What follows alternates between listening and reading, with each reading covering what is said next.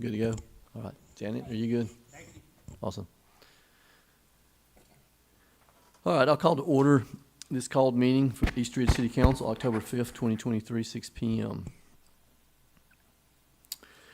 If everyone would stand and join me in the Pledge of Allegiance. I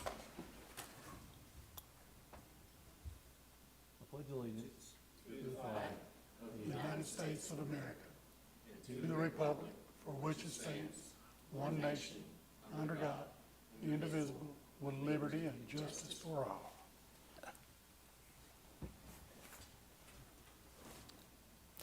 Roll call, Ms. Middleton.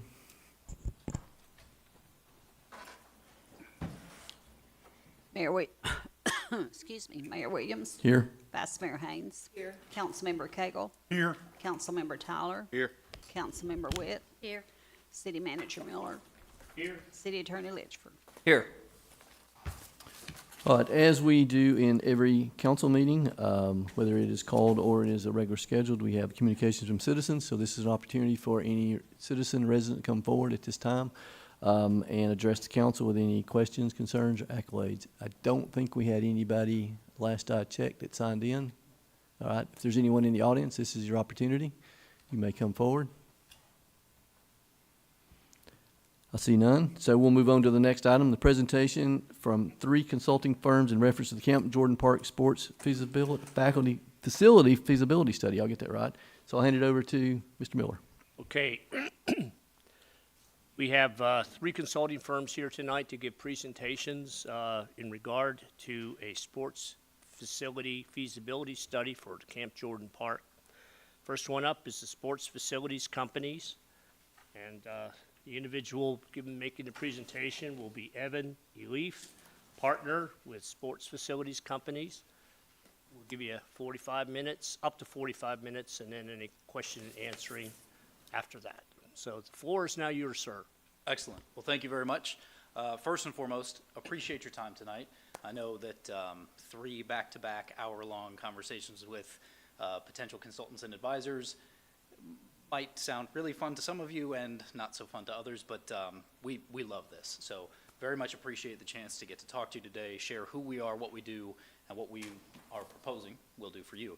I'm Evan Elif, partner with Sports Facilities Companies. I've been with SFC for about 12 years. I'm joined by one of our partners from Barge Design, and I will give the opportunity for him to present himself as well. Just from a housekeeping perspective, there is no clicker for that, so I'm going to be progressing here and just making sure that we're all on the same page as we go through, and what you are seeing is what I'm talking about. So wanted to start with the quick introduction that I just did, but get very quickly into company's overview and our team overview, share who's going to be directly responsible, and then what kind of support mechanisms we have for our primary team that will be serving this project. I want to give you some more context and insight, not to regurgitate what you've already seen in the proposal, but to add to it and share some specific examples of our approach, how we perform our approach, and actually a specific example that we are wrapping up right now in the Pacific Northwest that has a lot of synergies like many of our projects do. I also want to share with you our experience with Camp Jordan, with this site, with this facility, and it's pretty vast. So looking forward to that as well, and I will wrap all of that up in under 45 minutes. We'll get to open discussion. So just very quickly, if you want to progress one more slide, please. So Sports Facilities Companies, we were founded in 2003, primarily as a feasibility study company, and within the first 5 years, out of demand from our clients, we had to start a management company, and had the opportunity really to start a management company, which is now probably what you would see most often if you were traveling around the country and going to sports facilities like Camp Jordan, whether those are local recreation facilities or sports tourism venues. We operate several of the most successful, most impactful sports tourism complexes in the country. Really, what's important to us is that sports tourism is absolutely a driver, and for Camp Jordan should be a driver, but we can't lose sight of the fact that this is still a local asset, needs to serve residents, needs to involve residents in weekday programming, weekend programming, and bring in your constituents during tournaments and events so that they don't have to go out of town constantly when you're hosting a tournament that happens in their backyard, and they don't have to spend money on hotels, restaurants, retail, travel, transportation, et cetera. So today, we serve about 50 communities with our management services. We're in development of 24 facilities. In our roster this year on the planning side, what this study is focused on, we'll touch about 150 different projects this year through our advisory services. Whether we're talking about advisory, pre-development planning, optimization, development services, or management services, 2,500 plus team members, all geared towards doing one thing, and that is serving the communities that we are involved with and improving their health and their economic vitality through sports, recreation, and wellness. This next slide is a map. It shows some of the sort of, I'll call them regional significant facilities. I mentioned before we have actually 50 facilities that we manage across the country. You're probably very familiar with some of them. Rocky Top Sports World in Gatlinburg, Tennessee being an in-state, very successful facility that we actually planned, helped to develop, and we have managed through several renewals now since it was open in 2013.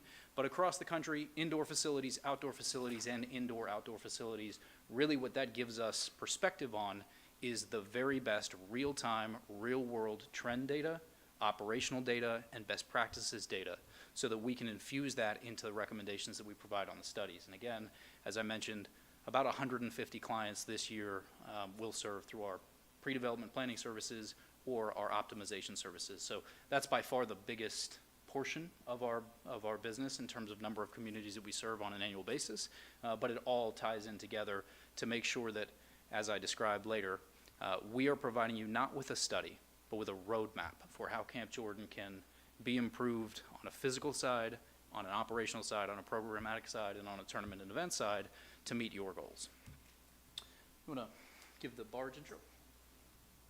Yeah, so as Evan mentioned, I'm John Brown with Barge Design Solutions, and our company's been around. Barge is headquartered in Nashville, and we've been around for over 55 years. And then our Chattanooga office has been in Chattanooga since 2001.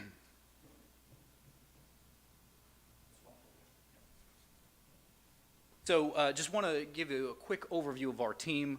I'll start with myself. Again, I'm a partner, but I'm also going to serve, if you elect to work with us, as the principal in charge. And the reason for that is I don't get involved as the account executive or on every single planning project, as you can imagine, with 150. That would not allow me to be here or sleep. But I do get involved in those highly strategic, high opportunity projects, those projects that are specifically identified as projects that can have tremendous impact on a local level and have the path forward to do something great in a community. And given the fact that we already know a lot about Camp Jordan, and we've already done some work here, and Barge has done work, I think, on Camp Jordan since 2005, and then again in 15 and 19 on some master planning work, but I will be directly involved in this project as the principal in charge. We'll also bring in Jim Arnold. Some of you may have met Jim Arnold, whether it was during SFC tenure. He's been with us for about 3 years. Prior to that, he led Sports Force Fields, and he has a lot of experience, as do several of our other team members who will be weighing in, not on this graphic. As an example, Eric McCafferty, who's actually run tournaments and events with 17 baseball, I think last summer, 2022, including the World Series.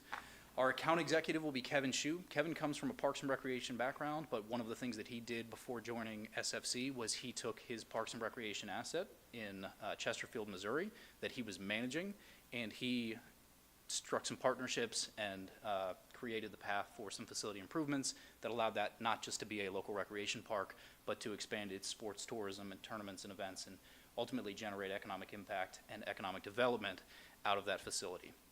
3 of the key project team members that will be directly involved day to day, among several others. Kaylee Hinkman will be the project manager. Ryan Schmidtke, research specialist. He's also our business writer.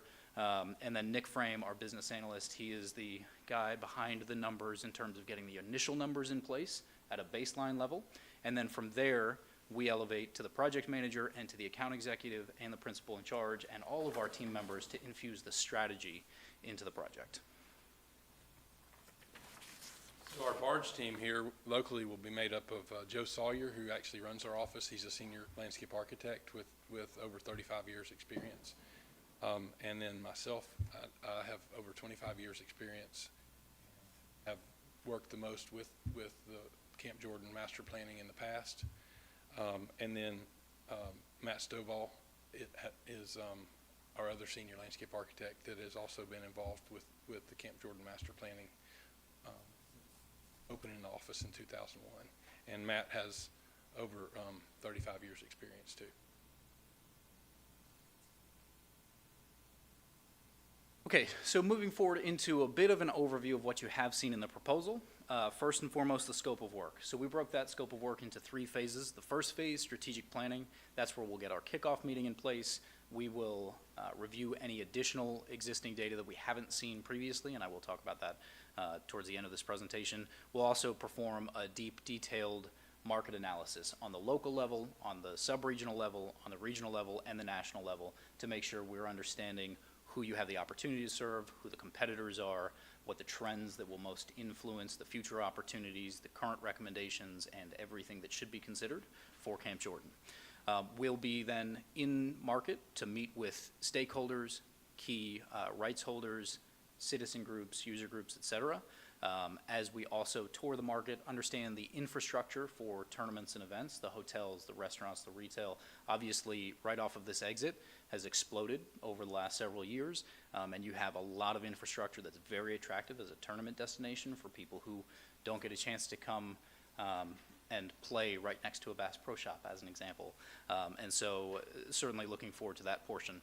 We'll also engage the community, understanding what their perspective is on the current activities, programs, access to Camp Jordan, what they'd like to see in terms of additional programs or assets, and what their perspective is on the opportunity to bring non-local teams and groups into this market for tournaments and events. But we do, again, I want to take a very well-rounded approach to that. It's not just focused on tournaments and events. We want to make sure we understand what the local perspective is on Camp Jordan and how your residents access it when there aren't tournaments and events. And I was out there earlier today, saw the AVP tour event getting set up, but you also had about 7 or 8 kids on the playground. There were a few dozen people walking the trails, running the trails, pushing strollers, people out there with dogs, with frisbees for disc golf. It's obviously a well-utilized park by your locals, and we want to make sure we preserve that in the future, even as it expands and becomes more capable and more valuable as a tournament and an event destination. And then we will wrap that up with a market and needs analysis, which will encompass both that local side and that regional side. In phase 2, that's where we'll get deeply analytical in terms of our projections and our forecasts. We will make recommendations to the facility. One of the reasons that we are partnered with Barge is because of their deep familiarity. We can't make recommendations without having extreme experience on this site to understand what's a viable recommendation and what the challenges may be. As an example, we did a bit of a desktop review, and I'll talk about that again. But as part of that, my recommendation was look for opportunities to integrate synthetic turf. And Barge knows that you are in a 100-year floodplain, and there are times when most of that site is underwater. And so if we don't take into consideration those facts, those features of the site, those potential constraints, we could be making recommendations that may not actually be implementable, and we want to focus on the reality and the path forward. So we'll perform that analysis, which will result in a detailed 5-year financial forecast. I'll show an example of that momentarily. It will also have a 20-year outlook, and we'll look at the economic impact opportunities, the number of people that can be driven to this site from out of town who would not be here but for tournaments or special events at Camp Jordan, how much they'll spend in hotels, restaurants, retail, entertainment, transportation, and miscellaneous other categories, and ultimately go through that process to give you the full and very robust financial forecast and economic impact that gets wrapped into the final report and final presentation. So the way that we do that, just to run through the process overview.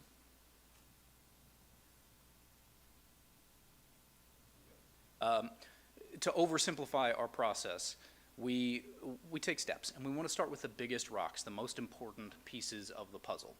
definitions of success. What's the why? What do you hope to accomplish? What does this study, what does this implementation plan, what does this initiative need to result in for it to be successful in your eyes and the eyes of your residents? So we'll start with definitions of success. That provides the guidelines or the parameters for what we should be looking at. And then we'll go into our analytical process through the market factors, the participation rates, the competition. We have to color that data with input from key stakeholders, program providers, from you, from potential partners and current partners, from the community at large, in order to make sure we've got a well-rounded, sort of a 360-degree perspective on the opportunity and what should be and will be most impactful. And then we'll infuse our strategy, our recommendations, and our forecast. So I shared with you, if you want to press one, I shared with you that we do this work an awful lot. Our optimization services have led to the development, redevelopment, improvement of dozens of facilities across the country in terms of physical assets, and hundreds of facilities across the country in terms of programming and operations. What I have on the screen right now is that project that I mentioned we're wrapping up right now in the Pacific Northwest. The reason I brought this forward, they don't have an indoor arena. It doesn't have the land mass that Camp Jordan has, but currently it is primarily local recreation. The fields need a lot of improvement. The infrastructure needs a lot of improvement. The ingress, egress needs a lot of improvement. There is a lot that needs to happen here. And so in order to go through this process, if you want to go through, like I said, the first thing we do is we start with the definitions of success. And based on your RFQ, based on your RFQ, we see a lot of synergies here. And so I'm just using this as an example. Again, this isn't your data. It's to demonstrate how we walk through that process. But their goals were to grow their sports tourism program, was to use that additional visitation and new money spent in the market to spur economic development for new hotels, new restaurants, new commercial developments that benefit from people coming in and spending money from out of town, but also then provide tremendous local benefit, whether that's in terms of services or in terms of tax revenue generation from new hotels and new transient visits, non-sports related visits, but having new hotel inventory generates more property taxes, hotel motel taxes for that community. And then of course, preserving the local flavor and the local service for programs and services that are offered at that facility. So as we go through, I'll be very brief on most of these factors because again, they are examples, but we take a look at the local market, population factors, socioeconomic factors, including median household income and population density, as well as median household density. So while we haven't run these maps for you yet, it is a good demonstration of, on a local side, looking at 10 minutes, 15 minutes, and 30 minutes. And we look at drive times, not mile radius, because your locals care a lot more how long it takes them to get there than if they live off of exit 4 or exit 1 or just over the border. They want to know where they can come. Obviously, those would be non-residents if they're over the border, but where they can come and where they can recreate. And so we look at those key factors. We also look at the, in this case, we'll look at a 4-hour drive time as your primary regional basis. So to put into context, again, this region, because it's the Pacific Northwest, this is Spokane, Washington, 2.5 million people within a 4-hour drive time. It's not very dense compared to here in the Southeast, and you've got, probably close to 10 times the number of people within a 4-hour drive time, but that will be a factor that we'll continue to look at. We'll also look at participation rates. What are the key sports and activities that can be offered? How many people play? And what does that mean for the potential to grab local program participants and sub-regional and regional tournament attendees? And then what's not currently offered? So as an example, in most communities, we hear a large outcry for pickleball, indoor and outdoor pickleball. We actually launched a pickleball company earlier this year. I won't give you the details on unless you ask during Q&A, but pretty exciting stuff. And that is an activity that everyone should be looking at, and I'm sure you're hearing about here in the local community. When we look at competition, we want to look at those facilities that are, yes, competitors, but also service providers. Understand what the gaps are in local programming and what your residents have access to, not simply competition, but we want to be additive to and not directly competitive with other local opportunities for your residents and for your constituents. And then we have to be realistic about who we are actually competing with on a local basis and on a regional basis for tournaments and events. So as we go through that process, we'll look at where those facilities are relative to Camp Jordan, and we'll also look at key components. On the left side of this bullet list, that's kind of a summary list of what we look for from local service providers. Where are they? What do they have? What are they offering in terms of programs? What are their prices for in-house programs? Who are they partnering with? And when they're renting their facility, how much are they renting it for? We want to make sure we've got fair market value understanding here in the market so that we're not making recommendations in the financial forecast to rent your fields for $250 an hour when that's not realistic for your local community and they will just go elsewhere. On the tournament side, that's the right-hand side of that list, we look for tournament volume, tournament size, when they're happening, what level of competition or age level they're offering, what number of games are guaranteed so we understand the structure of tournaments and events and how that impacts the total number of teams and number of non-local visitors and attendees that we'll be able to draw. And then also tournament policies, parking, gate, food and beverage. Those are key components of driving revenue from tournaments and events, so this facility can continue to expand, can generate more revenue, but that revenue gets generated disproportionately from additional tournaments and events and not by squeezing all of the dollars out of your local residents who are relying on this as a phenomenal local asset. So when we get into the input, I decided not to go through an entire example of a survey, but instead just to touch base on some of the things that drove that project. But this is what we will do with you. We will understand from our in-person conversations, from our online survey, what's most important to your residents, and we'll start to weigh those, understand those, and factor all of those components in to the ultimate plan set of recommendations that we make. So I want to take us back to the map of these assets. So on the left-hand side is the current, it's called Plants Ferry Sports Complex, and it's directly adjacent to a trail and passive park assets. So we're focusing specifically on the sports assets. And a key component that I think everyone should be aware of and everyone should plan on is making the very best use of the existing infrastructure. It's not terribly difficult to say, here's the number of acres that you have, and if we blow the whole thing up and rebuild it, here's your $120 or $150 million plan, but you've got infrastructure, you've got parking, you've got buildings, you've got restrooms, you've got concession stands, you've got fields, you've got lights. How can we take the assets that you already have, improve those with minimal interruption and being the most responsible stewards of the dollars that you have to invest into the park? And so if we combine these, you'll see this overlay, and as it goes through, you'll sort of see where some of those infrastructure improvements are. I'll point out to you that the primary changes are ingress, egress. We're getting people out of neighborhoods and into a main expanded thoroughfare so that there's less traffic buildup during tournaments and events and less impact on people who are neighbors to that park. Additionally, we have to expand parking and we have to take advantage of some of the existing infrastructure, but ultimately as minimal an impact on the new plan or on the existing asset with the development of a new plan. And that's something that we will certainly look for as we go through the process with you here at Camp Jordan. So next, I just wanted to show a quick example. This is a summary page. This is one of what will typically be 40 to 60 pages of a financial forecast. This is the total revenue and expense. Each one of these line items has complete backup and detail. You will not be able to read this as I go through, but just to show you, and then I'll sort of orient you to what's on the screen currently. If we're looking at outdoor baseball and softball, that at the bottom that just swooped in is the profit and loss statement for baseball and softball specifically. So what programs are we running? When are the leagues going to run? How many people or teams, in this case, do we expect to sign up for those leagues? What's the pricing? And we have pricing recommendations with escalation over time because obviously we need to cover increasing cost, increasing expenses.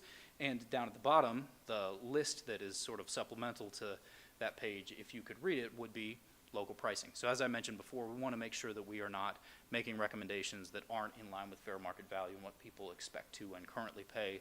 We're going to have a very good plan in place for communicating, educating, and setting expectations for your residents on local programming as well as for tournaments and rights holders. Economic impact, vitally important to a project like this because that is oftentimes the trade-off. Currently, well, I shouldn't say currently, I don't know your numbers this year.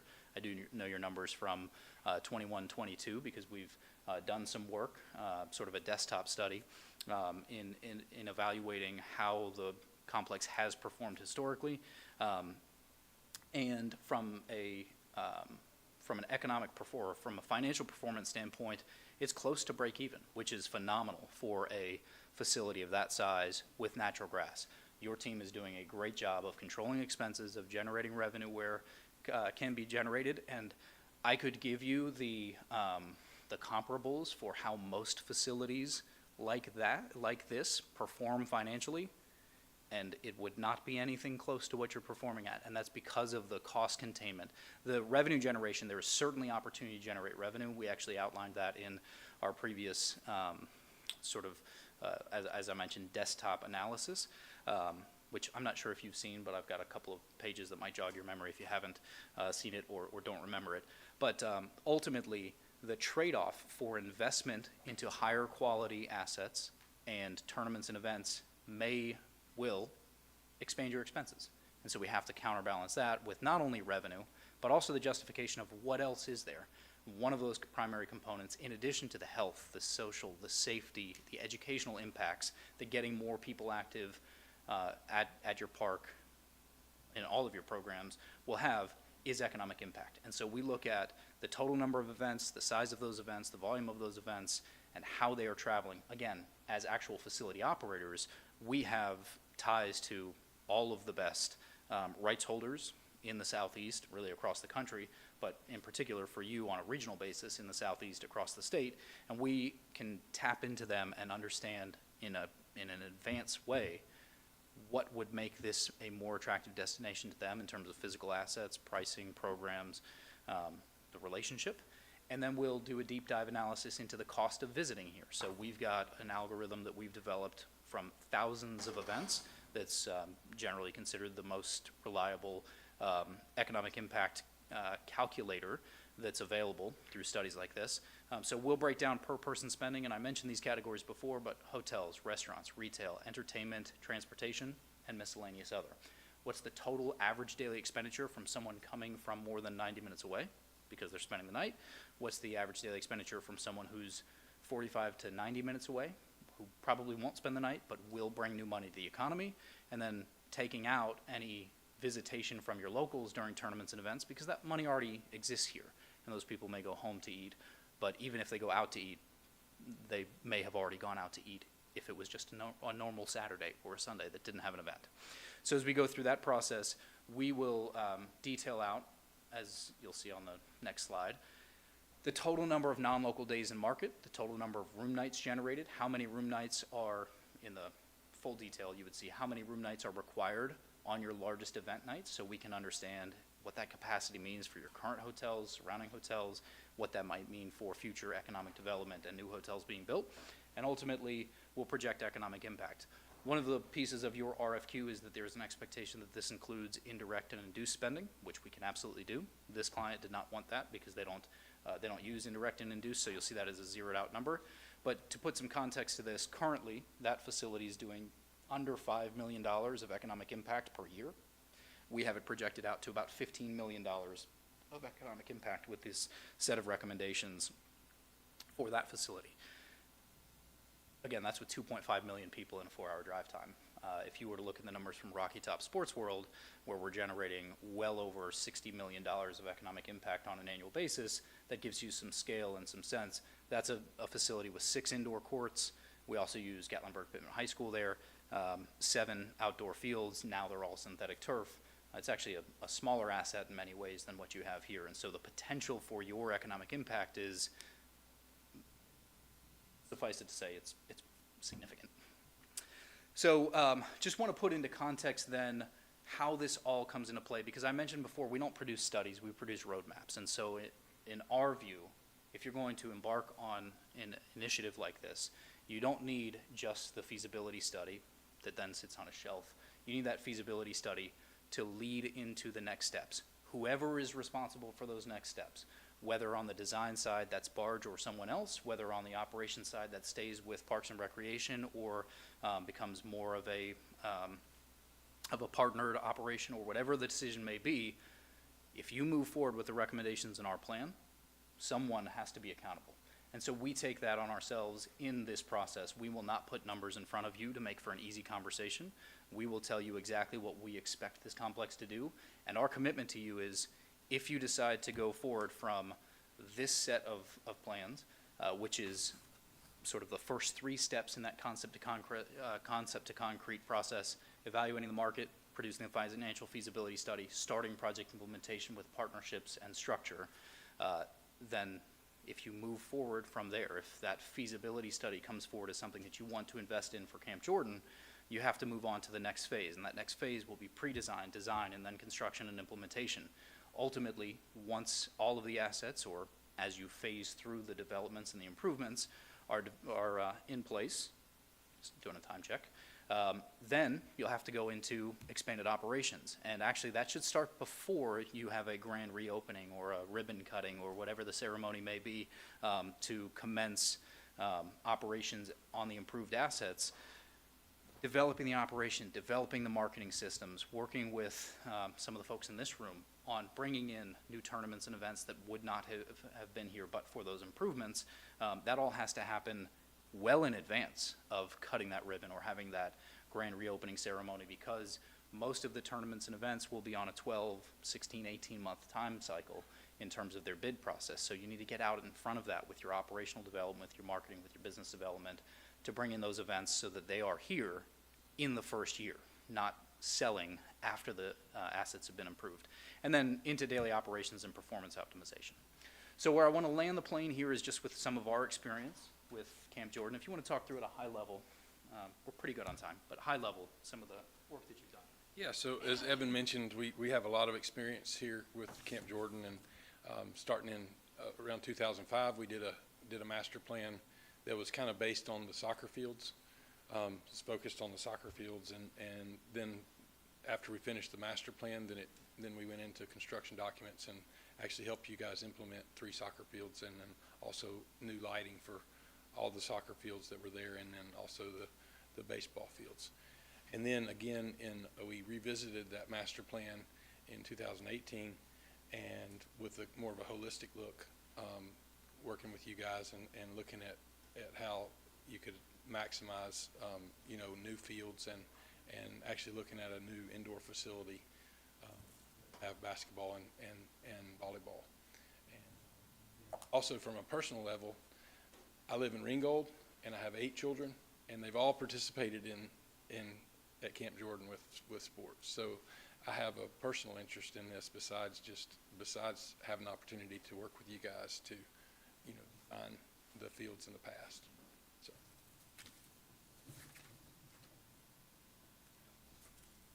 To be honest, I didn't know there were 8 kids in John's household. We've worked together a few times. I knew he had a bunch. I have 2 kids, 5 dogs and a cat, so does that count as 8 kids as well? I think we're pretty much equal there. So our Camp Jordan experience, as I mentioned before, we've got people on our team who have actually operated tournaments here. We've got people who have been here on a recreational basis. And then last year, we did, actually less than 12 months ago, we did a performance and potential analysis in looking at some of the existing data that is available from Camp Jordan and how that's performing. And we came up with a set of recommendations or key areas of focus that might be considered. This was obviously well before you decided to issue the RFQ for a feasibility study, but identifying key things that where your performance is not quite as high as it could be, what some of those key strategies might be. So I mentioned before synthetic turf. If that's available and an option, that certainly helps to sell the location because of the reliability, because of the quality of the fields, because of mitigation of weather concerns, but also food and beverage, which is typically a number 1 or 2 revenue line in a complex like this, is not as high currently as it could be with some investment into food and beverage and a more dedicated program that ties directly to expanded tournaments and events. That's where you generate the vast majority of your food and beverage, is when people are there for not 1 hour or 90 minutes at a time on a local basis or even 2 hours, but when they're there all day. We have that captive audience, and people have parked and they're here, and now we need to have solid food and beverage options for them. And you'd be amazed what a $3 per cap for for a baseball tournament per person spending per day, $3 when you fill out these fields with these tournaments and events, and you've got all of these parents and spectators there. Even $3 per day ends up being, in a lot of our facilities, as I said, the number one or number two revenue opportunity, because the tournaments and events generate so much money from food and beverage. And again, that is primarily from people who are there all day. Some of them will be local residents, many of them will be out-of-town guests. So that's not, again, it's not squeezing, trying to squeeze blood out of a turnip. It is taking the opportunity to expand your tournaments and events and monetize those tournaments and events to help to cover the costs of operating a really high-quality tournament destination. So with that, we are even starting a minute or two behind. We're a couple minutes early. Would love to answer any questions you've got or anything that we can share further. You mentioned turf. Am I not hearing that there are injuries sometimes with the turf, so the natural field is better? Very interesting question. So, and I will try not to get too nerdy on you. Where you hear the biggest complaints about turf is at the very highest levels, and it gets a lot of press, right? The U.S. women's national team, as an example, felt it was patently unfair for them to play on synthetic turf when none of the men's soccer teams on a national or international level play on anything but natural grass. Well, the reality is that natural grass is actually a preferred surface for most people on soccer, on football, certainly on rugby. Natural clay is oftentimes considered desirable to synthetic turf infields, but that's maintained to the highest level. And if you're looking at the types of fields that serve the U.S. women's national team or the men's national team or any even high-level collegiate events, they are very expensive to maintain. They are ripping up that sod and resodding multiple times a year. And so while a perfectly pristine natural grass field and a perfectly pristine or 6-year-old synthetic turf field pretty much have the same quality, the natural grass is a little bit more desirable. But it's hard to maintain that. And the minute that the natural grass fields become lower quality, people would rather play here. Additionally, drainage and just the reliability. Synthetic turf fields drain 16 to 18 inches per hour. If you've got heavy rain in the morning, you may not be able to play on your natural grass fields without tearing them up. From an injury perspective, again, the highest levels where people are moving at light speed as compared to most of the events and tournaments, there are very few studies that show anything below the highest level in terms of injury of risk. It is sports. There are risk injuries or injury risks, with all of it. But I'll put it to you this way, and we don't profit off of turf sales, so this is not a capitalist statement. Right now, through our development arm, we are developing 150 fields across the country. 135 of them are synthetic turf. 10% natural grass. There are some benefits to natural grass. Oftentimes, in fact, in the example, my computer died. But in the example that I showed you on the screen, that's a blended model. Some natural grass, 6 synthetic turf fields. So that's a 7 and 6 blend. So we'll look at all of those components, and if there are concerns from your constituents in this community about synthetic turf, and that's something that would seem undesirable, then we'll take that into account and we will work on an alternative plan that wouldn't rely on synthetic turf. It's also the case that with the flood zone, we may not be able to go to synthetic turf on many of those fields, and so that's an evaluation that needs to come, and that's why we're working with Barge. Absolutely. Any other questions? So I have a couple. I'm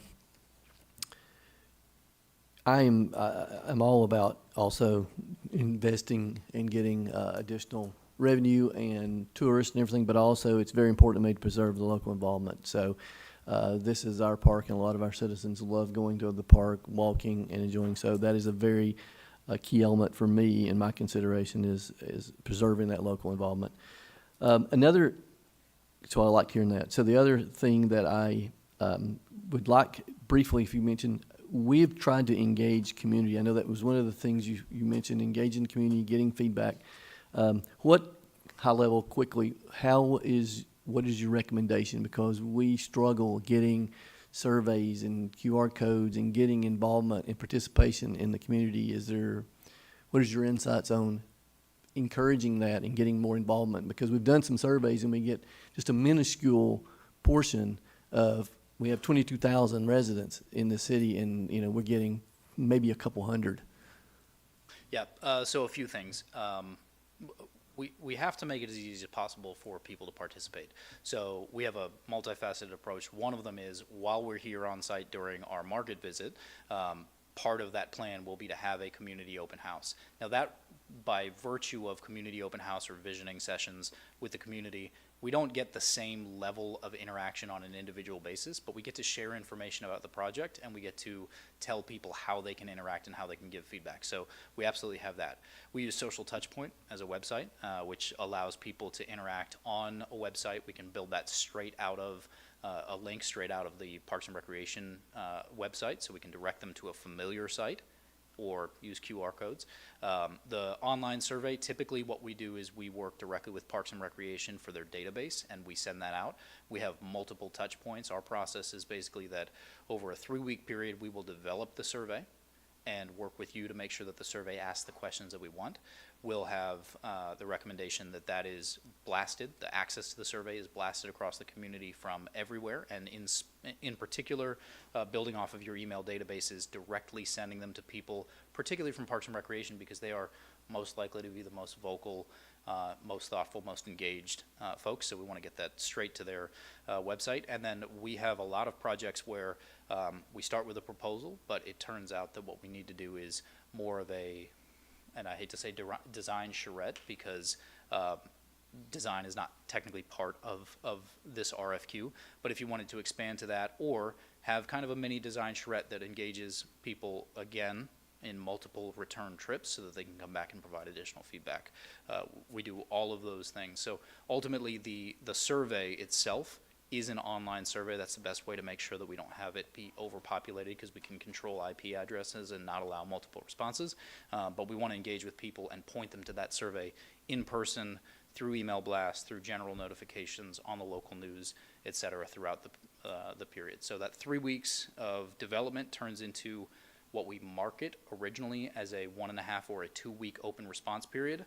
Almost every single time we extend that by 1 or 1.5 weeks to get to a 3.5 week time frame. That way, if someone didn't have the opportunity, they've heard it multiple times, they get a last chance, and then they get an extended survey deadline and a final last chance.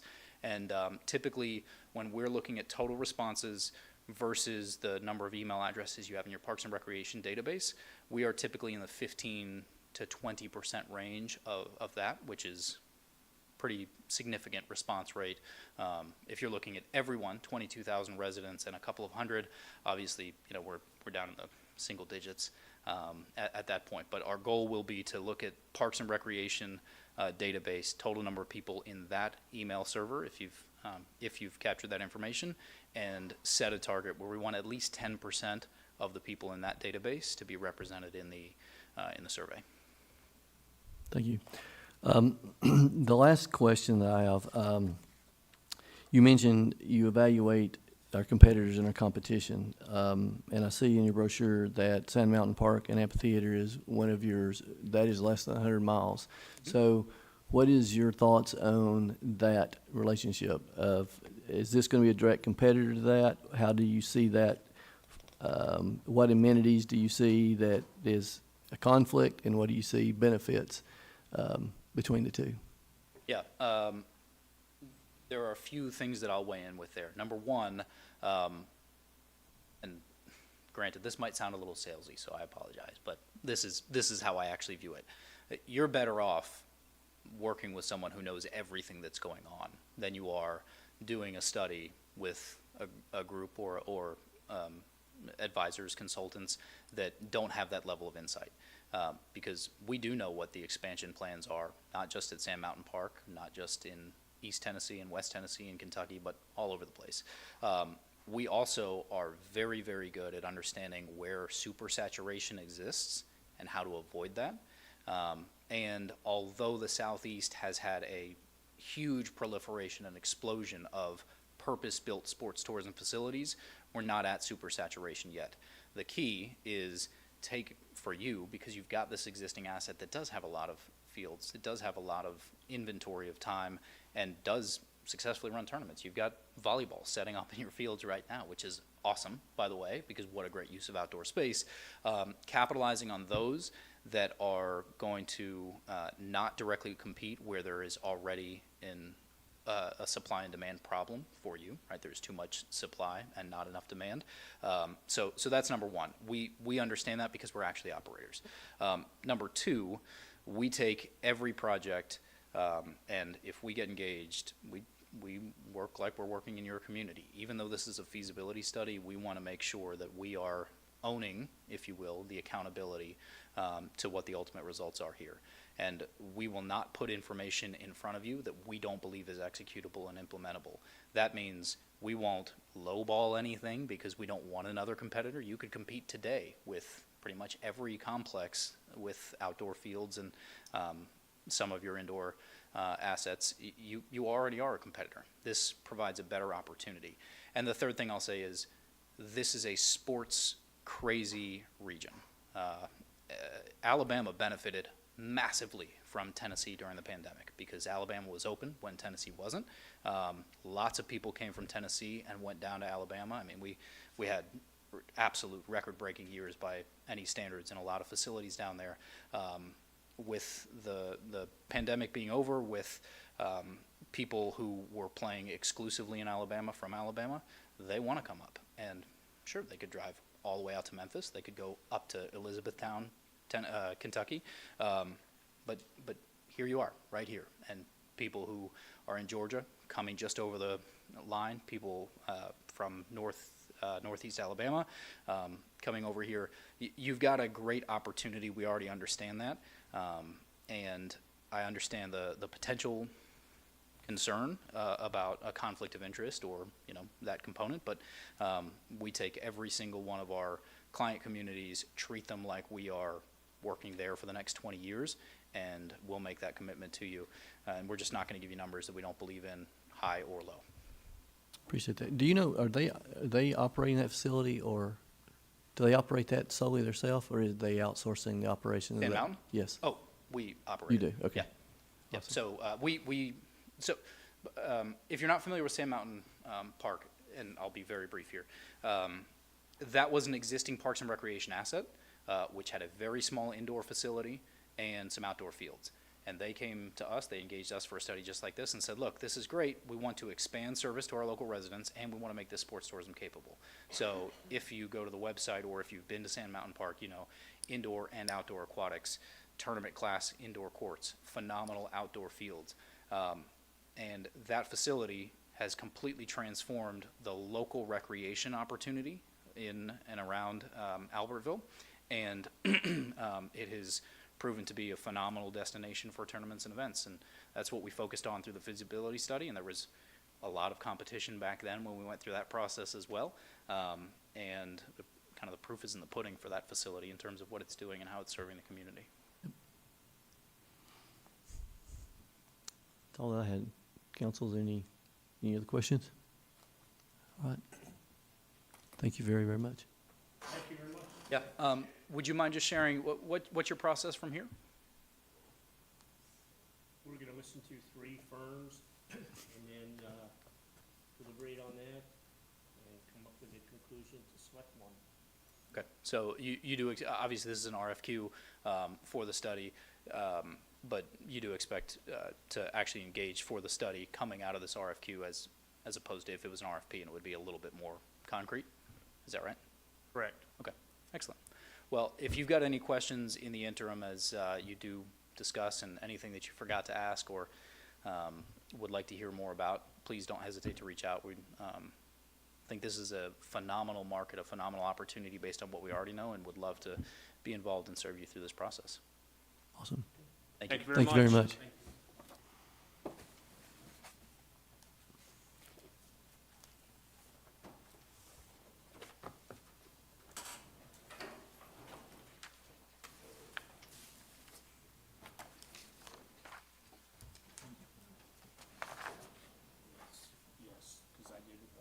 agree.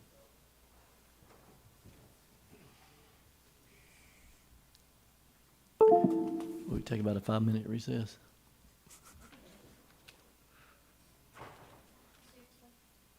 Well, I think they're going to get the other consulting firm.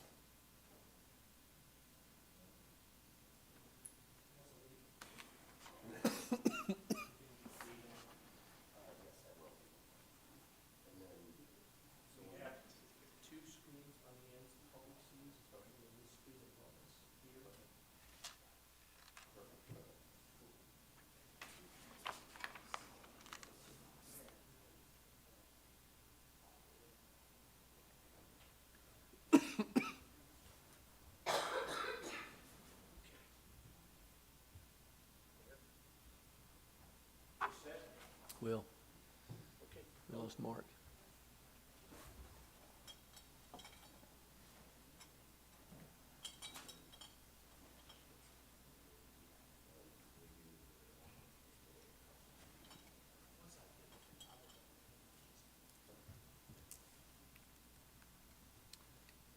He should be back any second.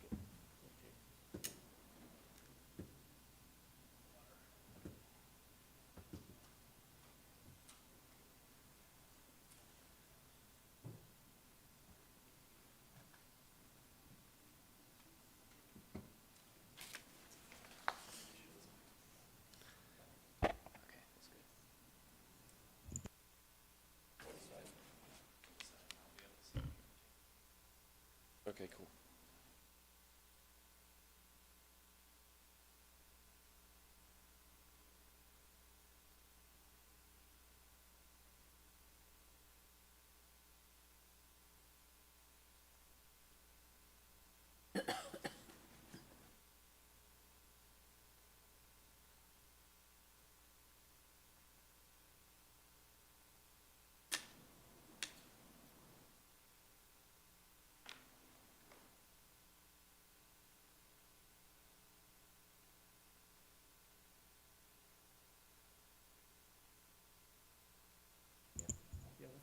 All right. Go ahead, sir. Okay, we're gonna get started on the second presentation. We have Matthew Avila from Hooden Partners and Whit Alexander from Los Design. And Mr. Avila will be leading us off, so I'll turn the mic over to you. You got 45 minutes for your presentation and 15 minutes of Q&A. Okay, gentlemen, floor is yours. Perfect. Well, thank you everyone for having us today. We're very excited to be here and excited to present our firm background as well as a little bit of our team here with Los Designs and what we'd like to study and analyze for the Camp Jordan Park. So to talk a little bit about Hunden Partners, our firm is based in Chicago, and really we find ourselves at the intersection of tourism development, real estate development, and destination development. Everything that we do, we love to say that we do nerdy work for cool places. So we focus on the background analytics, really diving into the details in terms of how do assets or facilities perform, focusing on how we can best optimize them for future performance to really make a better place to live, work, or visit. So we work all across the country. As I mentioned, we're based in Chicago, so a lot of work there in the Midwest, but really we focus our work on these asset categories, everything from tournament sports complexes, community recreation centers, arenas and event centers, mixed-use districts and stadiums, convention and conference centers, hotels and unique event spaces, entertainment districts and attractions, retail, restaurant, residential, and office, those typical commercial use types, and then fairgrounds and expo centers. So really a large category of project types, but really we focus on financial and market feasibility studies and then the economic and fiscal impact reports that go along with that. So to talk a little bit about our firm process, beginning in that upper left quadrant, we've started to do many more of these types of studies, which are really destination tourism assessments.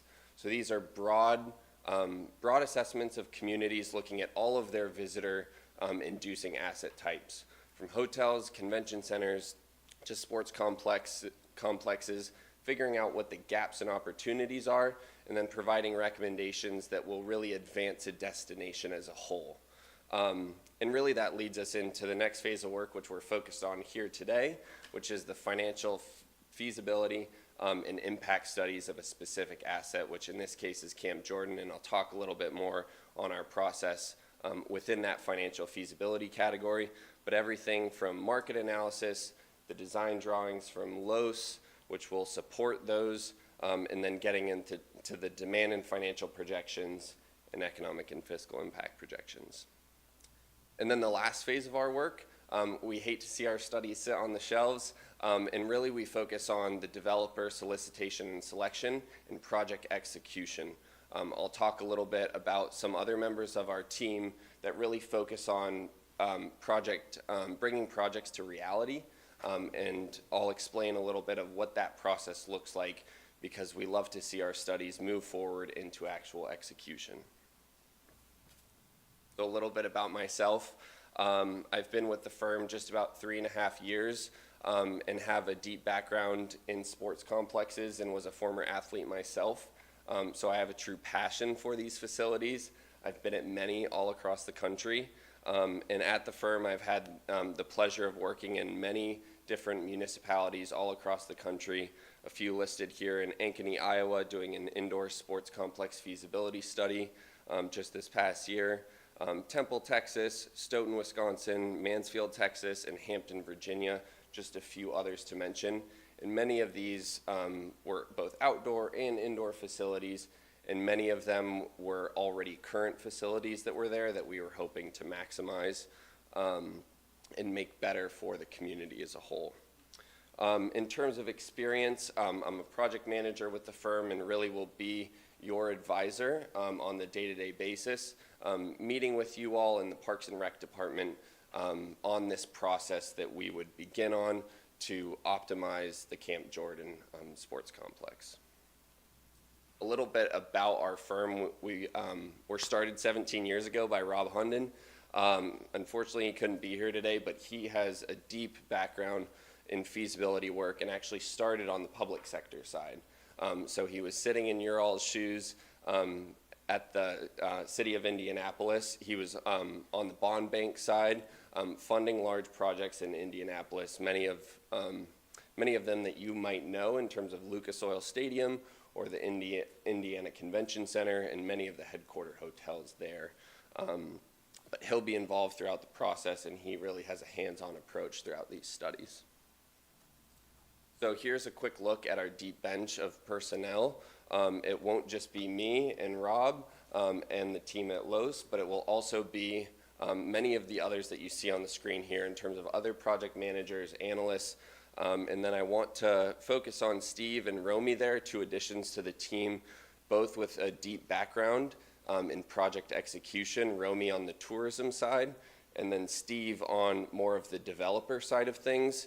He's formerly was the president at Navy Pier in Chicago and was actually a former client who came on our team to really focus on project execution, which really we believe can be a strong asset for you all. Now I'll turn it over to Whit. All right, thanks, Matthew. All right, again, first, thank you guys for having both of us here to speak to you guys today. We're both very excited about the project. Glad to be part of the team. Glad they invited us to come along. So we're very, very happy for that. A little bit about myself. I'm Whit Alexander. I'm one of the principal partners with Los Design. I've been with the company about 26 years. We design sports complexes, indoor facilities, the large multi-court facilities all over the Southeast. Headquartered in Nashville, but I'm in our Atlanta market. I used to be in Nashville, now I'm in Atlanta for the last 20 years. So this is sort of our area of the country where we do a lot of our facility design. In fact, one of my first projects I ever worked on for the company was at Warner Park in Chattanooga. We did the UT Mocs women's softball stadium years ago, did the multiple fields out there probably about 10, 15 years ago, maybe 15 years ago. But those types of facilities is what we specialize in all of the time. Over the years, we've done over 1,000 park and recreation projects since we were started by David Los in 1982. One good thing about us is we have the architects, the landscape architects, the civil engineers, all in one house. We're all together under one roof.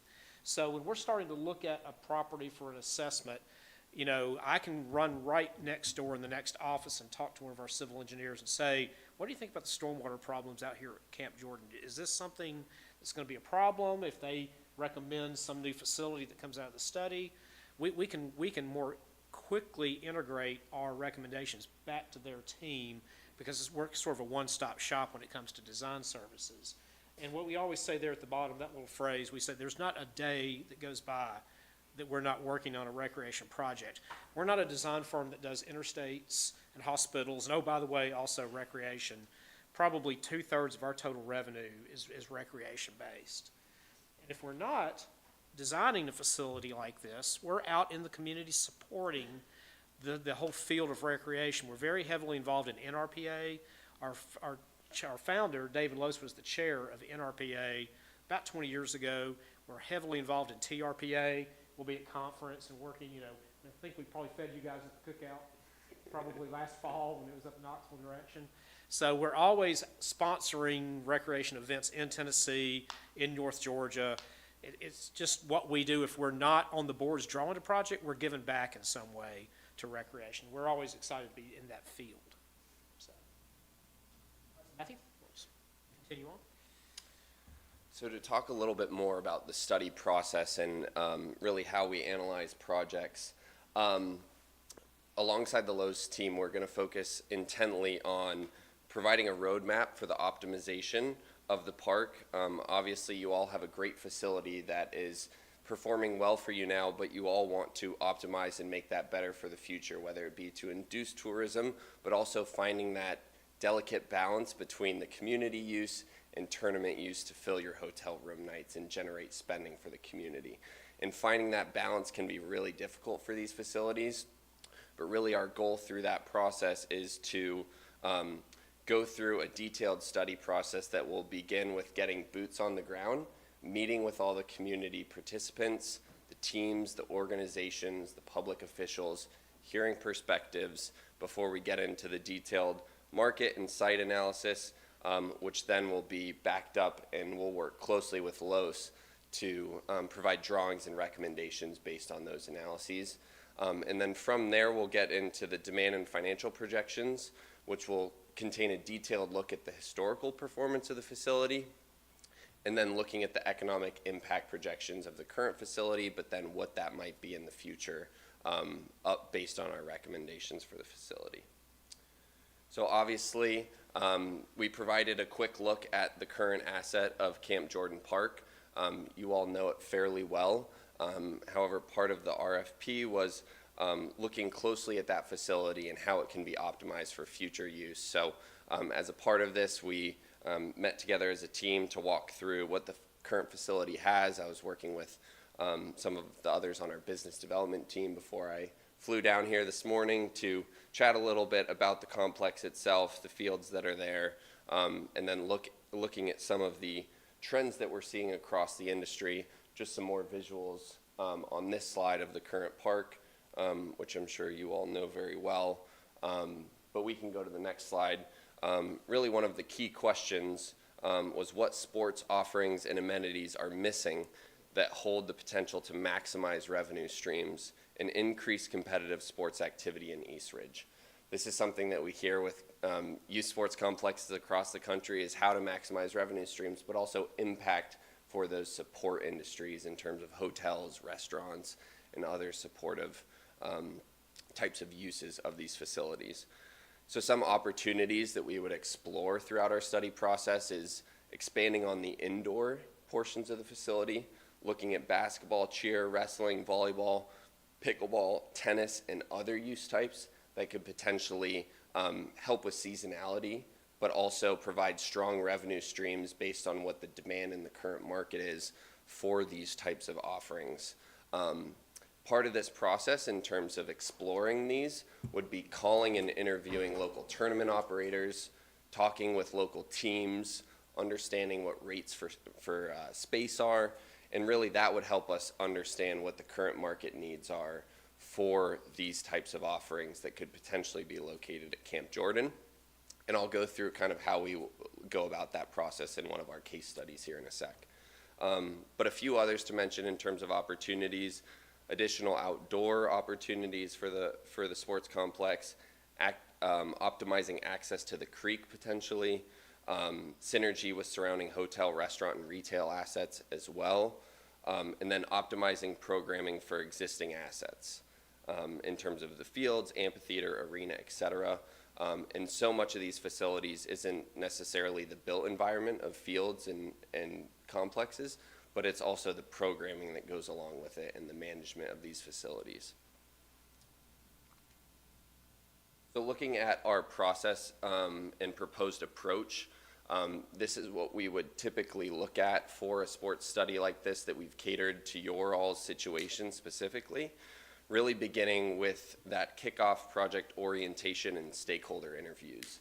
I kind of briefly touched on it, but really this would be coming to your, having our larger team come down, probably 2 or 3 of us, to have several stakeholder interviews with larger groups, including sports groups, hoteliers, public officials, Parks and Rec, and other community groups to really hear their thoughts and perspectives on the current facility.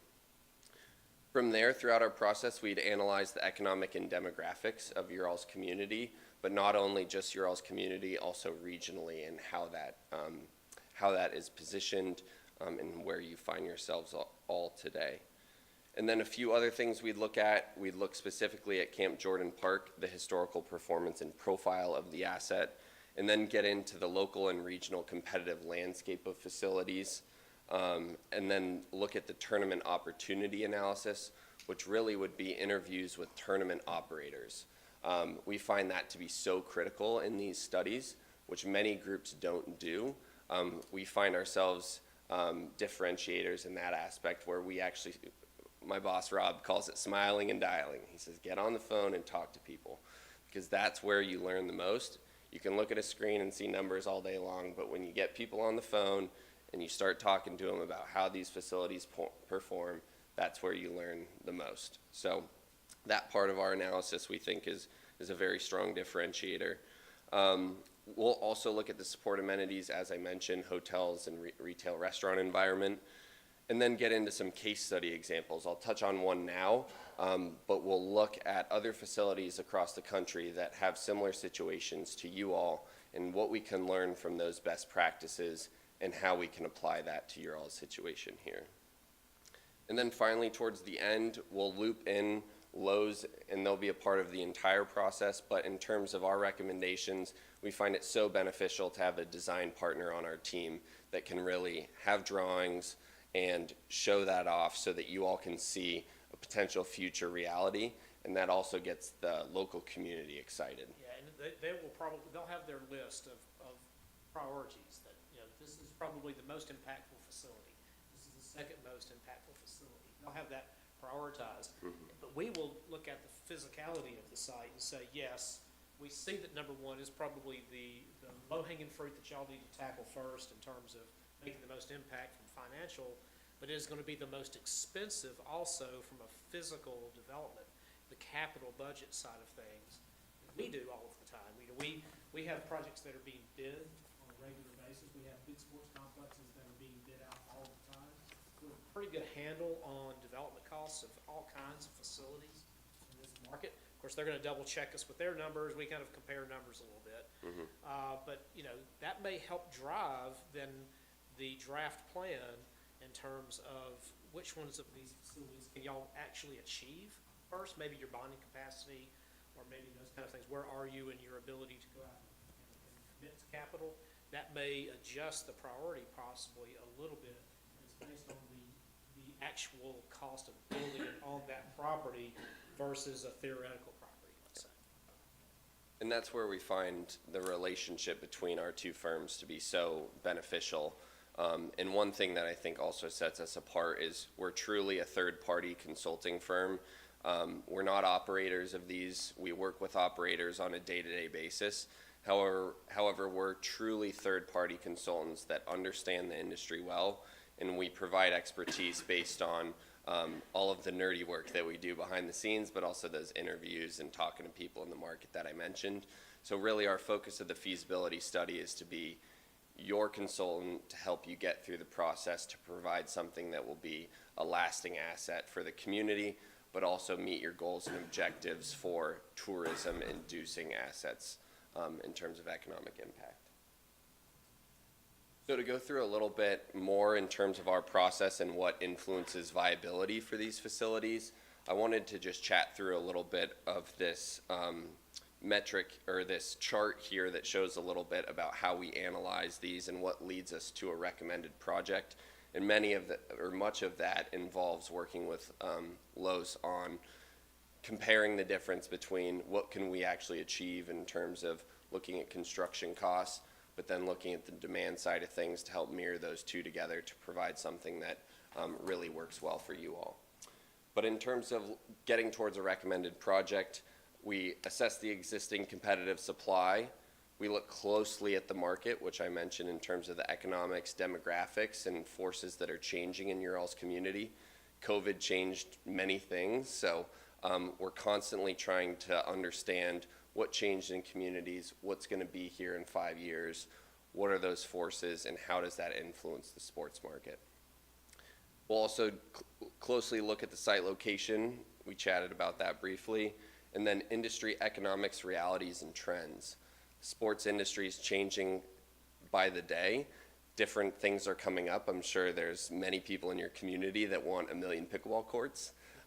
So we'll really take those considerations into account, but there's many realities within the sports world for youth and amateur events that really drive these facilities to perform well. And we can even provide some case studies of some that haven't performed well and reasons why. And then finally, comparable peers and looking at performance in terms of key successes and failures within the local and regional market. And then finally, existing demand, performance of competition. I mentioned calling other facilities, learning how they perform and fill their schedules with events, and what that means for Camp Jordan. So I wanted to go through one of our sample outputs in terms of a study that we recently completed in Dublin, Ohio, at the Durree Fields expansion feasibility study that we just completed here this past year. So Durree Fields is located just outside of Columbus, Ohio. It's a large outdoor facility, and they hired us to really assess how this facility can be best optimized for future use, and finding that balance between inducing tournaments but staying true to their local community and having them be able to utilize a great new space into the future. They hadn't touched this complex in a number of years, and they knew they needed to provide enhancements, but they didn't really know what those enhancements were, or if they should invest in potentially lighting the fields, or turfing the fields, or expanding on their field offerings, or potentially looking at indoor options, which we ended up resulting in recommending for them. So a quick example in terms of our SWOT analysis. I won't go through this. It's relevant to the situation there. But as a team, we go through the analytics, but we really pride ourselves on consolidating all of those analytics and details, which I'll show on the following slides, that help us get to high-level summary findings that are comprehensible by the local community and others that can really drive our recommendations and hone in the analysis. So just a quick example here in terms of how we analyze the high-level summary findings. So here, I want to chat through briefly. This is our historical look at the facility. This is looking at the summary of programs going back to 2019. So this was helpful for us in showing how resilient youth sports was in COVID. I'm sure you saw it here as well. Many hotels I've spoken with said that's really what kept them afloat during the pandemic. So you can see that programming that still occurred in 2020 at the facility here. But really this helps us show how the facility was performing in the past, and you can see that change from 2019 to 2020, and the color coding there really helps us identify what sports are potentially on the decline, what sports are increasing, utilization of the facility, and these really help back up our recommendations, but also set a baseline of how is the facility currently performing. So one thing that we pride ourselves on as well as a team, and we'd worked with Los closely on these, is our research tools and custom in-house mapping capabilities that we have as a firm. So just to name a few here, we rely closely on Placer.ai that we subscribe to, which is geofencing technology, which I'm sure you all have heard of or seen before. But really it's a very powerful software, and I'll show you some output in a sec. But that software, we don't just copy and paste from them. We really comprehend the data. We pull the raw data and provide great implications from it as well. And then just a few others listed here in terms of CoStar, Polestar, AirDNA, Strava, Esri, STR Implan. We subscribe to all of these to provide really strong data to back our recommendations for these facilities. So to get a little bit more into our Dublin, Ohio example case study here, this is just some example output in terms of supply. So looking at the regional youth sports facility supply as well as a custom map that we did internally in terms of mapping out where facilities are, the number of playing spaces, and what that looks like in terms of the landscape. So here I'll show some quick Placer output, and really this helps set a baseline, especially with current facilities. So Camp Jordan, we can run this real quickly and understand where people are coming from, the time of day that they're here, and really we can get down even as close to the hour in terms of utilization of the facility. So it's a very strong software that we can drive many of our implications from. And much of the analysis is pulling in terms of drive time distance. So we'll look at how many people are coming from within 25 miles, how many people are coming from beyond 100 miles. That transfers into, are they staying overnight in your hotels? And then if your hotel product is slightly missing, are they staying in the surrounding communities, and are you all losing those hotel and spending dollars? So all of those type of things help us get towards the answers that we need to answer throughout our study process. Just a quick look at the facility that I've been talking about, originally 150 acres. The city actually purchased that 94 acres. And for our study process, it was maximizing the 150, but also looking at that 94 acres as a blank slate, saying what can we do with that 94 that would maximize the community benefit, but also induce substantial tournament tourism to the Dublin, Ohio area. So to get to our recommendations, this is a good sample in terms of where we concluded our findings in terms of the redevelopment and maximization of the facility. So really it included a comprehensive approach looking at both the current build out of the facility, but then expanding both on the field sports side of things in terms of adding 8 additional multi-purpose artificial turf spaces, 14 additional grass fields, 5 additional diamonds, but then really the main thing that we identified was there was no mid-size arena or event facility that was multi-purpose in the Columbus market. We talked with many tourism folks as well as tournament operators, and they said there's no place for us to hold these in a large indoor space. So that resulted in us recommending a 9-court indoor facility in a potential future phase for that complex. And that was kind of the summation of what we concluded throughout the study process. And then the following slides here show a little bit of an example on our economic output in terms of our financial projections for the facility, but also the direct, indirect, and induced spending generated by that total build out based on our recommendations.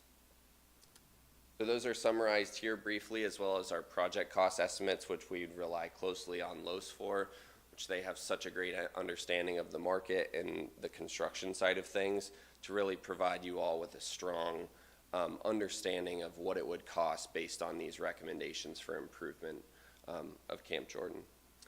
So this facility in particular, based on our recommendations and our feasibility study, would generate net new spending of $3.2 billion to the Dublin, Ohio community over a 30-year time frame, $1.3 billion in net new earnings, 841 full-time equivalent jobs, and then we do our capturable tax impacts as well, looking at what are those potential tax revenue streams from the activity of the subject complex in the future.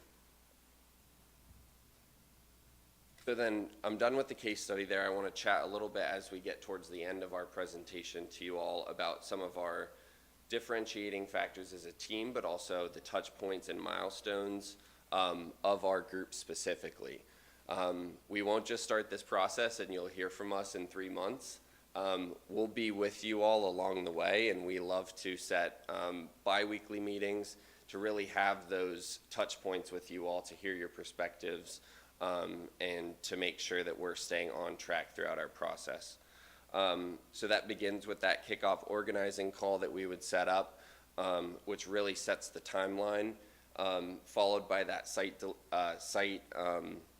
visit and local discovery, as I mentioned, where we'd come to the market with our team. And then we'd get into our circle back calls and check-in calls, as I mentioned, and really move towards our market findings presentation, which would be about 6 to 7 weeks from the project beginning. From there, we would go towards our draft analysis, which includes the financial and economic impact projections, and then move towards a final for a total of about 10 to 12 weeks for the full study process. That could be quicker or longer based on your all's priorities. However, really 10 to 12 weeks is typically what we see for these. And you can see that here, market findings at 8 weeks after the in-person site visit, draft weeks 3 weeks following that, and then the final analysis approximately 2 weeks based on your all's comments and questions. So I'll conclude with why us. I've mentioned a few things that really make our firm and our team together as really a differentiator. And why we're so passionate about doing this, but we have a deep bench of strong industry experts, starting with Rob, but I really have a passion for sports facilities, and like I said at the beginning, we love doing the nerdy work and the grunt work, smiling and dialing to these sports operators and understanding truly how they perform on a day-to-day basis, and that's really what we find our output showing, is that we truly have a passion as a firm for these types of projects. In terms of other things that make our firm a differentiator, the deep data dive in terms of those offerings that we provide, the emphasis on viability and telling the truth. We're truth tellers. One thing that we find is there's sometimes the right answer is to say no, where certain things with the facilities just shouldn't happen, whether that be the costs are too high or things don't line up. A good example of that is I was working in Johnson City, Tennessee, actually on Viking Hall, which you all might be familiar with or seen a show there back in the day. But the answer there for that facility was really the construction costs to rehabilitate that arena were too high, and it didn't warrant in terms of filling it with more events if you made that investment as a community. So that's just an example of how, as a firm, we're truth tellers and we don't push projects forward if they're not feasible or viable for the community. And then process driven by milestones and communication, I touched on that. Scenarios and business planning for future success. Like I said, we hate to see our studies sit on the shelves. Once we're done, we're not gonna jump back to our office in Chicago and not see you all again. We're gonna follow up and make sure that we're getting into project execution and we provide a facility for the future to enjoy and love, whatever shape or form that looks like. And then principle-driven effort, we'll have our extensive team on this as well. I'll be the lead project manager, but then we'll have our other experts and principals in terms of Steve and Rob on the project as well, to assist throughout the process. And then the ability to provide ongoing implementation services, as I mentioned. So really the team up between us as a firm, but also LOS on the design side really creates a strong framework that we believe will be a winning effort for you all in terms of the opportunity to maximize and optimize the Camp Jordan Park for the future. So.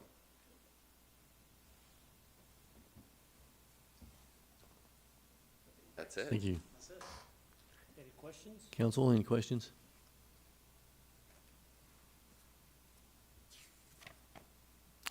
I think I had a few, but I think you answered most of those. I do want to, and I like what you said about preserving local community involvement and engagement. We do want to enhance the park. We want to be able to bring in additional revenue and visitors and stuff to our area, but we have the community we want to preserve and keep them engaged. Looking at all my questions, I believe they were all answered when you're doing your presentation. Anyone have anything? All right. Thank you very much. Good job. Appreciate it. Thank you very much. Thanks a lot.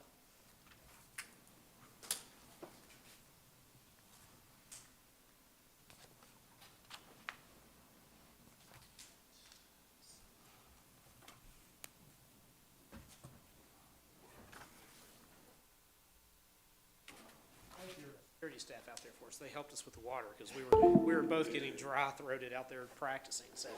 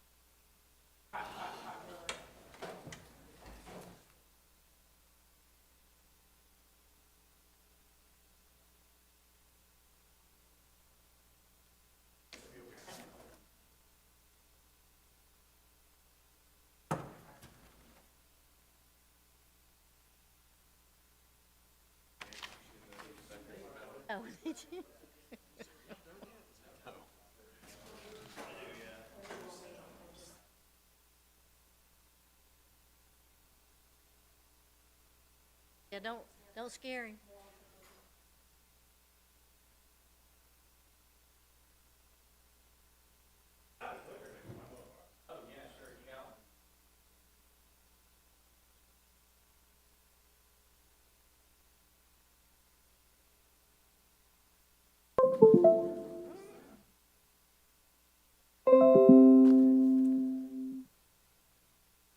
Yeah, right at the door they did.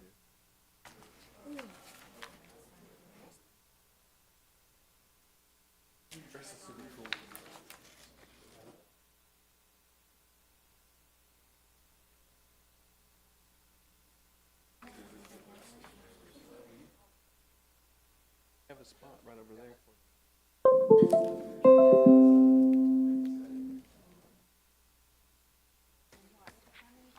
what's the-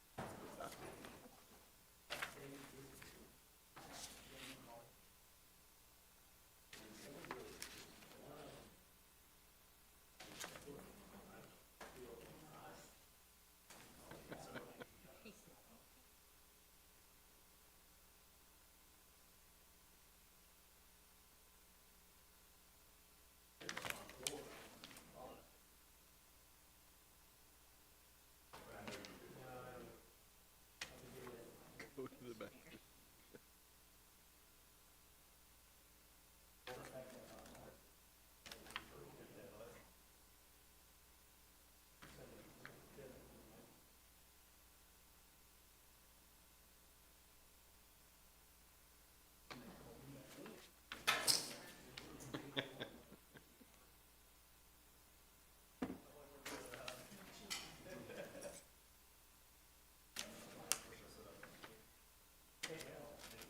Either one? Yeah, they're both on? Yes. Where you feel comfortable. Public will see your presentation. Lights, and the council's gonna see your presentation.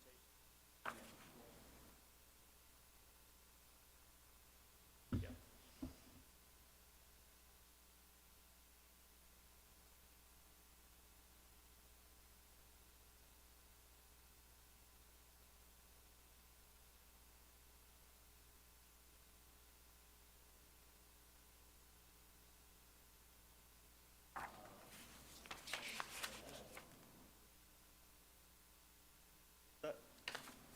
Worked earlier.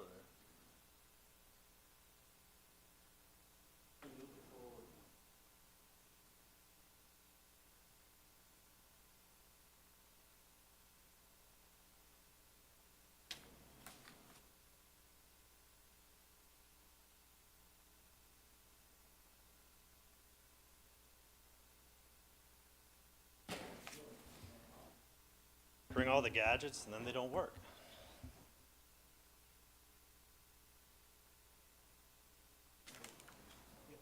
Yeah.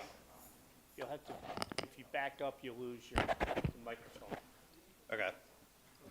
I'll stay up here now. So he said he's just gonna, can you see my screen? Yeah, he can see your screen. No matter how long you've been doing this, there's always a new experience when it comes to technology. All right.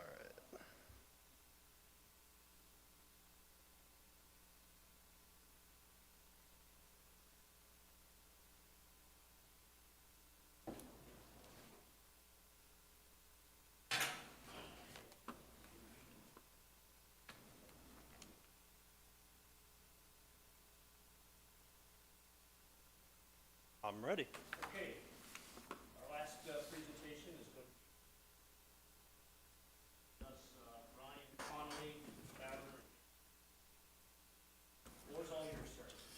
thank you very much for having me this evening. I know I'm the last person late in the night, so hopefully you can bear with me for a little bit longer. I really do appreciate you having me here. Just to kind of give you a quick agenda of what I'm going to be going through over the next 30 minutes or so. Obviously, going to do some introductions, talk about our project leadership. I'm Brian Connolly. I am the founder and managing principal of Victus Advisors. I founded the firm almost 12 years ago now. Number two, we're going to talk about our understanding of your study needs and some initial research and discussions we've had about potential opportunities and constraints about the project. Before I come present to a city council in particular, I like to get a good understanding of what we're coming into, more than just what's in the RFP or the RFQ, about what issues we might be looking at for your study. And then number three, why Victus Advisors? So I'm going to go through who we are, what we do, and how we'll do it for you. So to lead off, as I mentioned, I'm Brian Connolly. I'm the founder and managing principal. The co-project director on this will be our other principal, Walter Franco. I founded the firm in 2012, beginning of 2012. Walter's been with us since 2014. And so we are going to be the leads for your project. We also have an analyst staff, obviously, that's going to be supporting us with research, but I am the relationship manager for our projects. Walter is the research director that runs all our research initiatives. So one of the things I like to stress is that if you select us after this meeting, this will not be by any stretch the last time you see me or hear from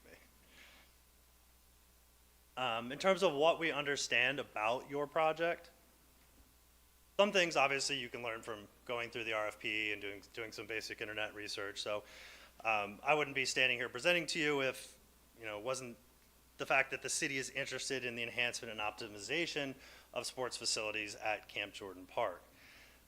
What we know you want to study, mostly from the RFP, is the fact that there's sports venues that could be improved within Camp Jordan Park.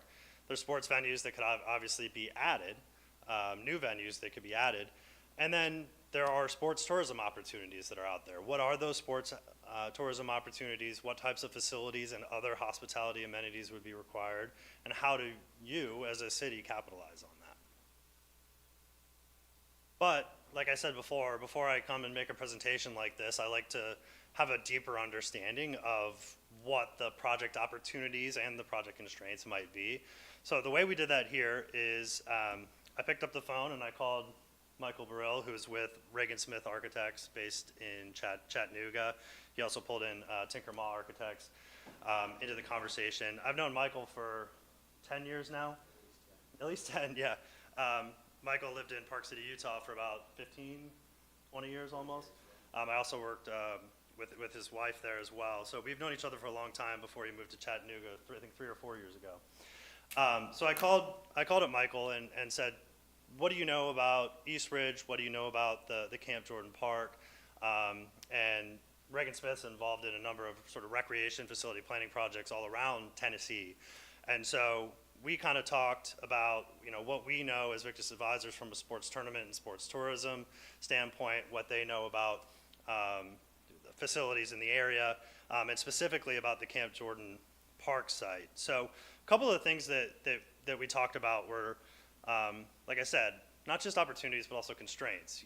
We're independent, we're objective, so we need to say, here's what the opportunities are, here's what the risks might be, and here's how you can capitalize on opportunities, mitigate risk, or even this project might not be feasible because of a certain factor or multiple factors. So from the opportunities standpoint, a couple things that we talked about were, number one, ease of highway access to the site. So when you're talking about sports tourism in particular and sports tournaments, you're talking about families that are driving in the minivan or the SUV from typically within about 5 to 6 hour drive time range. So having convenient highway access to the site and to support amenities is important. So when we started drawing that drive time map around East Ridge, you're talking about bringing in people from large population bases in Nashville, Charlotte, Atlanta, Birmingham, Memphis, Knoxville. Other opportunities we saw right away, proximity to hospitality amenities. people that are coming, if any of you have kids and have traveled for sports, you want the hotels, the restaurants, the retail, family entertainment options. You want them to be as close as possible and as convenient as possible to the sports tournament site. That's from the perspective of the visitor. As a city, you also want proximity to hospitality amenities that are within your city limits. You want to make sure that you're capturing the economic and fiscal impact related with those events within your city limits. So there's kind of, not only does having the hospitality amenities either on-site or convenient mean that your users are happier, but you're also going to generate more economic impact.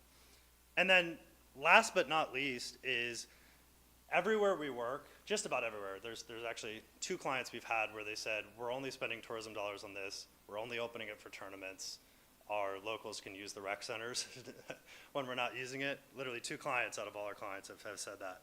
Almost all the others, pretty much all the others, even if we're planning for a facility to be a sports tournament, sports tourism caliber facility, most tournaments are 2-day, Saturday, Sunday tournaments, some 3 days over holiday weekends, and then especially in the summer when kids are out of school, you might get a couple of 4 or 5 days, and those tend to be kind of around holiday weekends or weeks when kids are out of school. So most of these facilities, if you only open them for tournaments, would be sitting empty during the week. And so even in communities where we've designed them to say, what's the sports tourism opportunity, what can we capture, they're also going to provide a top-notch, state-of-the-art training, leagues, camps, clinics, home games, type opportunities for your local groups during the week. So even if it's designed for sports tourism, it can still be a phenomenal catalyst for your local programming and your local clubs and teams. On the potential constraint side, and Michael and his team were super helpful with this. First of all, this is something we see whenever we're looking at potential redevelopment, expansion, improvement of existing sites. It's, in an ideal world, you have all the money that you need and in order to fix things that might have some deferred maintenance or need some improvements.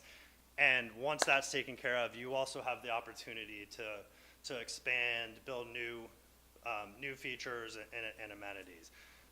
Sometimes that's the case, and that's great. Other times it's not. And so, we understand that there are some existing facilities in the park from a sports standpoint that do need some capital maintenance investment. So how do you prioritize and potentially phase a project like this? It's a big park. It has a lot of acreage. So if you do everything, it can get quite expensive. So how do you prioritize and how do you phase? From talking to the architects, parts of the park are in a floodplain location, so there's issues with fields flooding and things like that. That's something we'll certainly talk through if we do the study with a lot of the users, with tournament organizers that may have done some activity at the site, so we can talk through some of those issues and how you can mitigate those risks.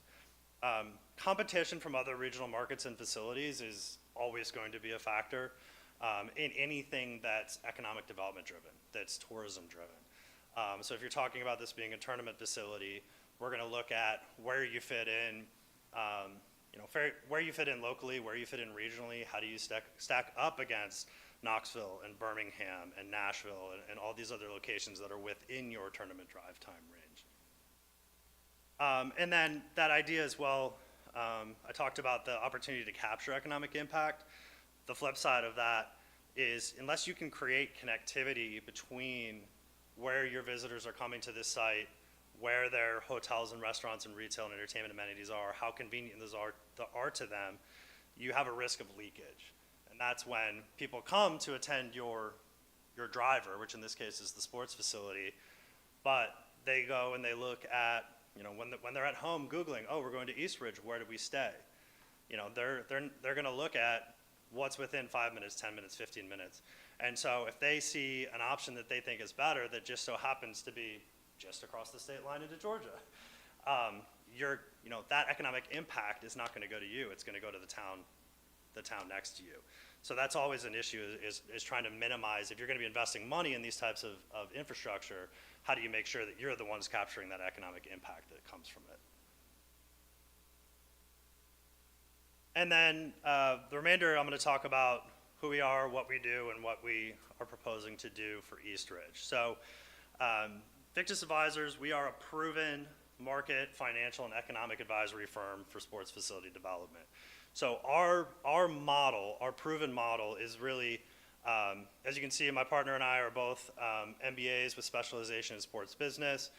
He worked in banking before coming into this business. I worked in management consulting.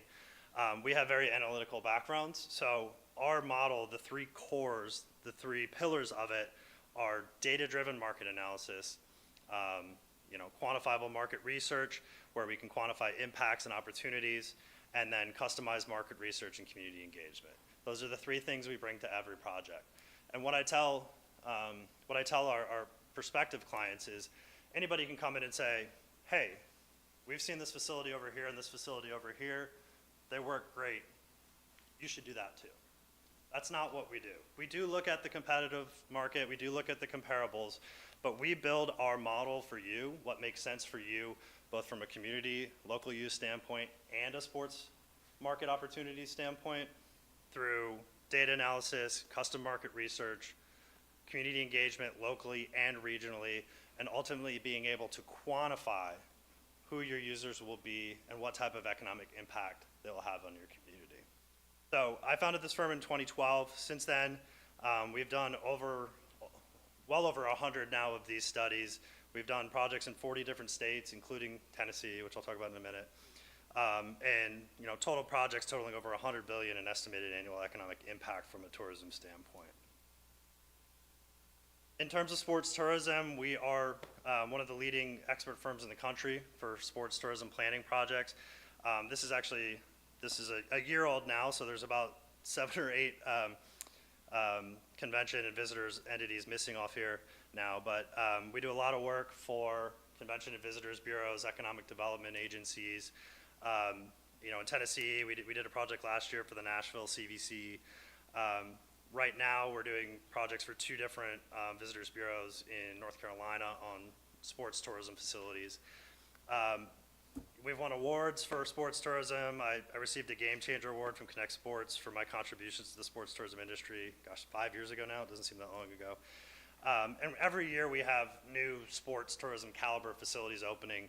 So these are examples of the Alachua County Sports Center that opened in Gainesville, Florida in January of this year.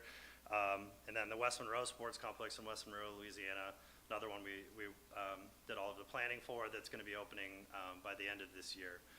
Both of these are examples of facilities that, in the case of Gainesville, already is, in the case of West Monroe, was planned to be a partnership between the CVB and the City of West Monroe that are going to drive significant visitation, economic impact, overnight hotel stays, but also have tons of programming that's being lined up during the week, Monday, Tuesday, Wednesday, Thursday, to provide really state-of-the-art facilities to their local groups.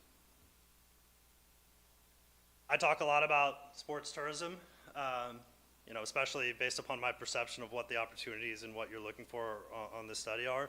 But I also want to remind you that we work on sports facilities of all types. So we do a lot of work for parks and recreation departments as well, all over the country.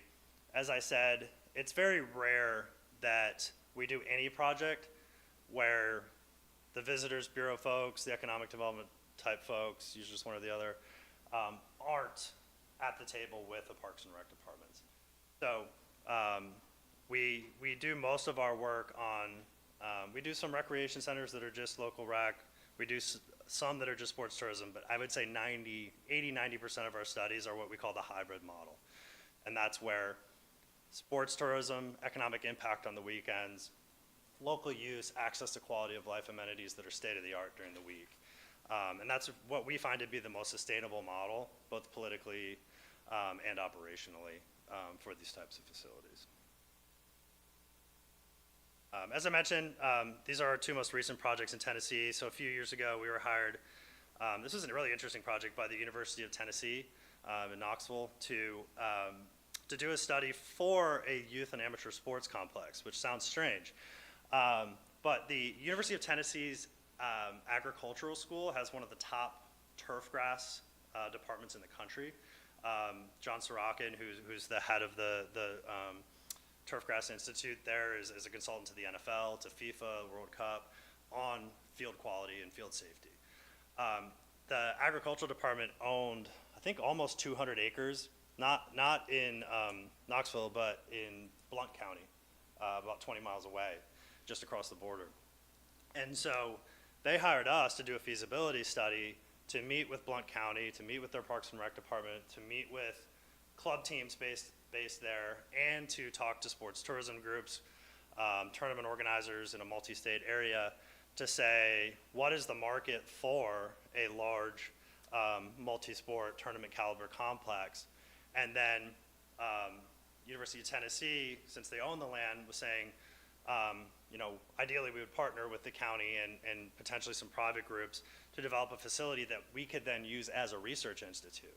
So, John, if you may notice, if you can see there, all of those fields are slightly different colors, and some of them have different textures on them. John Sorokin had planned it out so that he could have each field be a different type of turf he was testing, some artificial turf, some grass, different types of grass, different treatments, different seeds. And so he wanted to use it as kind of a living lab.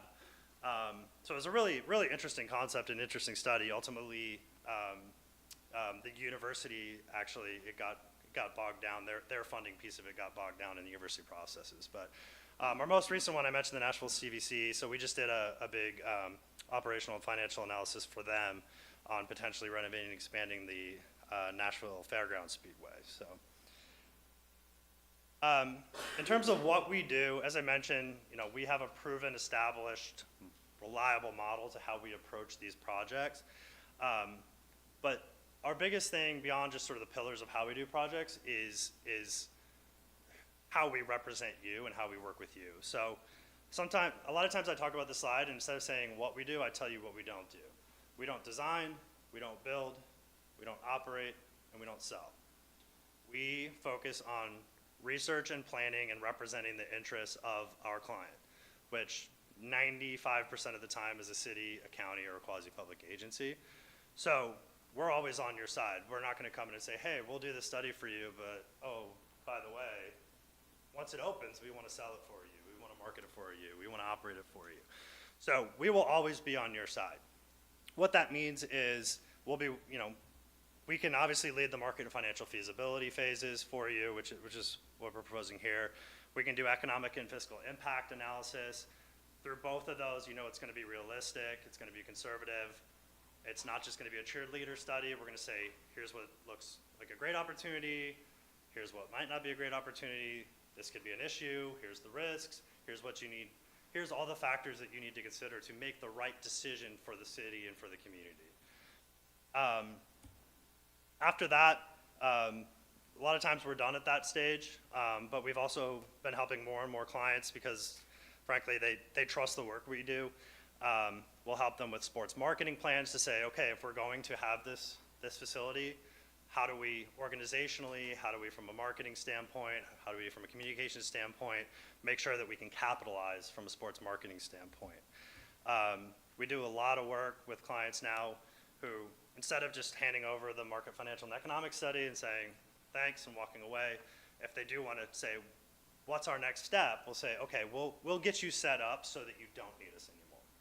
And so that's where we've helped a lot of clients recently with RFPs and RFQs to select design partners, design build partners, operating partners. We are going through 2 operator selection processes right now with 2 different clients, helping them identify, solicit, interview, rank, and select, and negotiate with potential operators for their facility. We don't always recommend a third-party operator. Sometimes we'll recommend Parks and Rec. Sometimes we'll recommend a Visitors Bureau, for example. Sometimes we'll recommend a private development delivery model. So it just depends on each client. But we can help you with that. And then the other thing that we do a lot of is we don't sell, but we can help identify what naming rights opportunities might be, especially early in the process, because more and more of our clients now are designing, building, facilities that are at this sports tourism caliber, sports tournament caliber scale, And the market for naming rights from a corporate standpoint in particular is becoming bigger and bigger for those, to the point where the last couple of deals we've tracked have been $2 to $3 million over a 10 to 15 year period, which if you're looking for additional ways to help fund the construction or support the operations of the facility, that's something we encourage you to look at. So that's something that we do as well in terms of identifying what the values of those could be. And we're even running an RFP right now for another client who we did the feasibility study. It's now in the design build phases, and they called us and said, hey, can you help put out an RFP for us, write an RFP, and help us interview and negotiate with somebody to buy the naming rights for it so that we can put that to help close our funding gap. So those are the kind of ways that we represent you and stay on your side as far as you need us to go. But it's typically once ground is broken on the facility, we're usually done by then. So, in terms of how we would approach the project for East Ridge, so every project, every feasibility study we do, our goal is to identify a market supportable, feasible. To me, that's what feasible means, market supportable vision. Not just the vision, say, hey, this could work, but what's the actionable plan for how you make it work? And in this case, it's specifically for sports facility development at Camp Jordan Park. So what we base that on is facility inventory analysis, historical operations analysis of existing facilities, community input, both locally and regionally, and sometimes even nationally from national governing bodies of sport and tourism and tournament operators, market demand assessment, custom financial and operational modeling. We put that all together. And what we're trying to identify in the first phase of our analysis is taking that market demand analysis, taking the existing facilities that are both there locally and regionally, and put that together to say, this is the sweet spot for East Ridge. And this is before we even say, this is the type of facility you want, somebody else did this, you should consider it too. It's building it up from the research and the data to say, all of this work we put into the research and analysis we put in says that East Ridge should pursue these sports. East Ridge should pursue this type of operating model. East Ridge should pursue indoor versus outdoor or both, or whatever that might be. So it's finding that sweet spot and really identifying what the biggest opportunities are for you. Sometimes that's one thing, sometimes it's 3 or 4 things, and we'll help sort of prioritize those for you, identify what could be, several of those could be taken care of with one facility or one improvement. Some might be multiple projects. We'll lay all that out. So there's a checkpoint there where we'll come back and we'll present our opportunity analysis to you. This is the research we've done. These are the opportunities we've identified. And here's how that could translate into facilities, improvements, expansion, or new. Our second phase will then be the operational, financial, economic analysis. I call that the quantification phase. So we'll put together usage models for renovated, expanded, or new facilities. We'll project visitors and users. We'll project seasonality of that visitation and use. We'll project local usage versus out-of-town usage. Among out-of-town usage, we'll project how many overnight, how many people coming along with the athlete, because the athlete rarely travels alone. What does that translate to in terms of hotel nights? And then we'll flow that into our economic impact and fiscal impact analysis. So what is the direct spending generated? What is the indirect and induced spending? How many jobs are created and supported? In what industries in your community?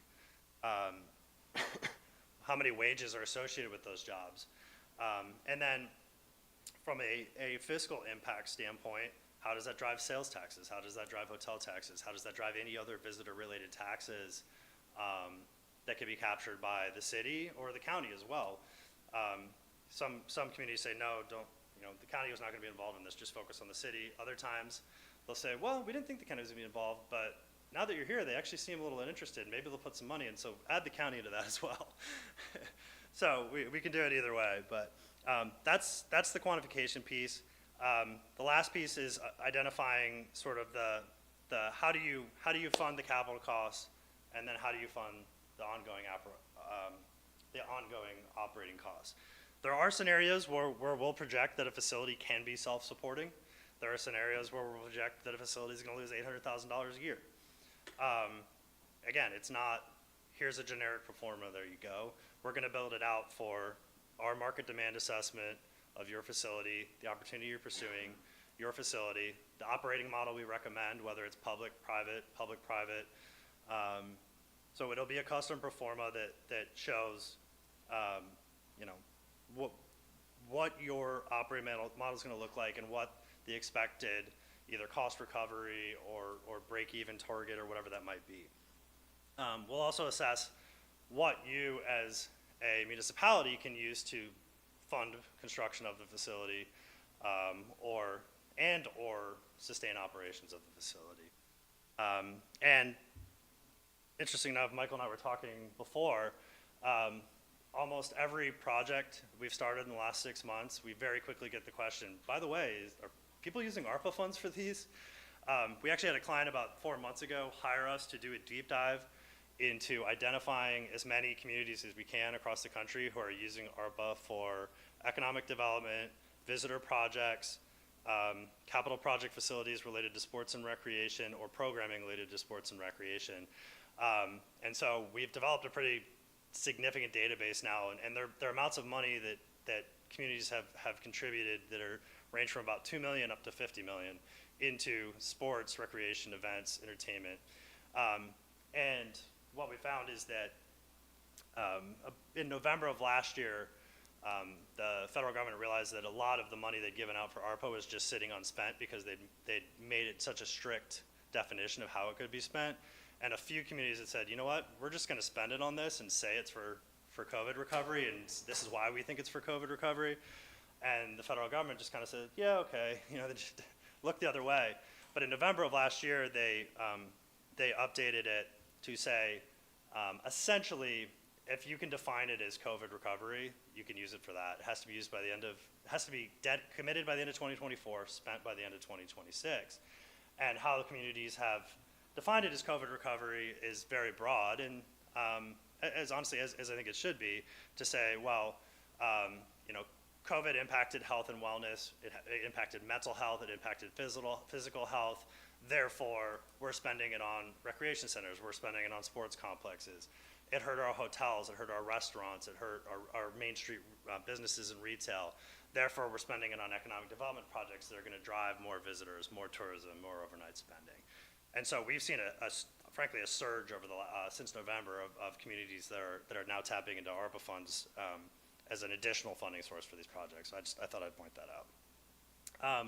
Phase 3 is not in our proposal. Some of our clients asked us to help them sort of from the end of feasibility to how do we get this rolling phase. So, you know, we included an optional service from Michael's team in there to draw up some site plans and facility programs based upon our results. Like I said before, we can also kind of help you with sports marketing issues or bid processes, but the core of what we're here for today is phase 1 and phase 2.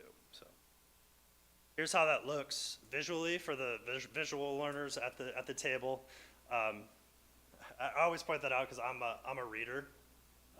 My wife can stand 3 feet in front of me, look me in the eyes, and tell me something very slowly, and I walk away and it's gone. But if she writes a note and hands it to me, I will never forget what's on that note. She's the opposite. She has to see it. She has to see, you know, she has to see it or hear it. So this is kind of the visual approach to it. The phase 1 is the sports market demand and opportunity study. So that's all our secondary market research, which is the black boxes, which is local market analysis, historical facility analysis of the Camp Jordan site, the demographics, the venue inventory, the program and club team inventory, all of that. And then the comparable sports market and facility analysis. So again, we're going to be going and looking at, typically, we talk directly to your club teams, to your sports teams, your sports coaches and organizers, and say, where are you going? What are the types of programs and events that you're leaving because you can't do them here? Where are you going? Who are you playing? Where are they coming from?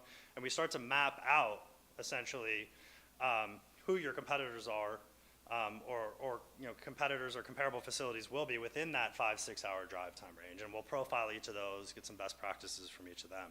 The rest of our research phases is the sports community engagement. So we'll spend a couple days on site for a kickoff. We'll meet with the project steering committee, we'll interview stakeholders, but we'll also, you know, tour the Camp Jordan site. We'll tour any other sports and recreation facilities, honestly, within the whole Chattanooga area that are ones that are doing sports tourism, just to get the lay of the land from that standpoint. I mentioned the stakeholder interviews. We'll usually do anywhere from 10 to 20 interviews with Parks and Recreation, Economic Development, tourism bureaus, Chamber of Commerce, hospitality representatives, if there's any, universities, high schools, school systems, all the stakeholders that are part of this community. We'll also do interviews with local sports groups. So we'll talk to groups that, are part of your most established sports, and we'll talk to ones that, are over, like, don't forget me, like, we have a group that is really interested in the sport, but we don't have a facility here, so we're driving an hour each way every day for my kid to participate in that sport. And then lastly, we're going to interview regional and national sports event organizers. Typically, we do about 20 to 30 of those per project. It'll be a mix of organizers that, maybe locally based, maybe using some facilities in the area already, that are a little bit more regional, and then national organizers that are national governing bodies, talking to their regional offices that organize large tournaments. So we can get a sense of different sizes of tournaments, different types of tournaments that could potentially use your facilities. So we'll put all that together. We'll do a SWOT analysis of of East Ridge as a sports tourism destination. So strengths, weaknesses, and then opportunities and threats from a sports tourism standpoint. And we'll translate that into what we see as what your biggest opportunities are, how we prioritize them, and how that translates into facility recommendations. And then we'll come back and we'll present that to you and talk through it before we move through with the quantification.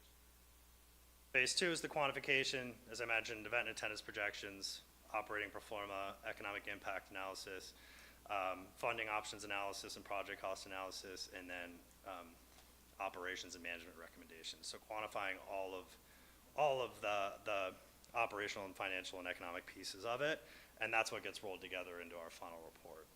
That whole process is usually about 12 to 14 weeks.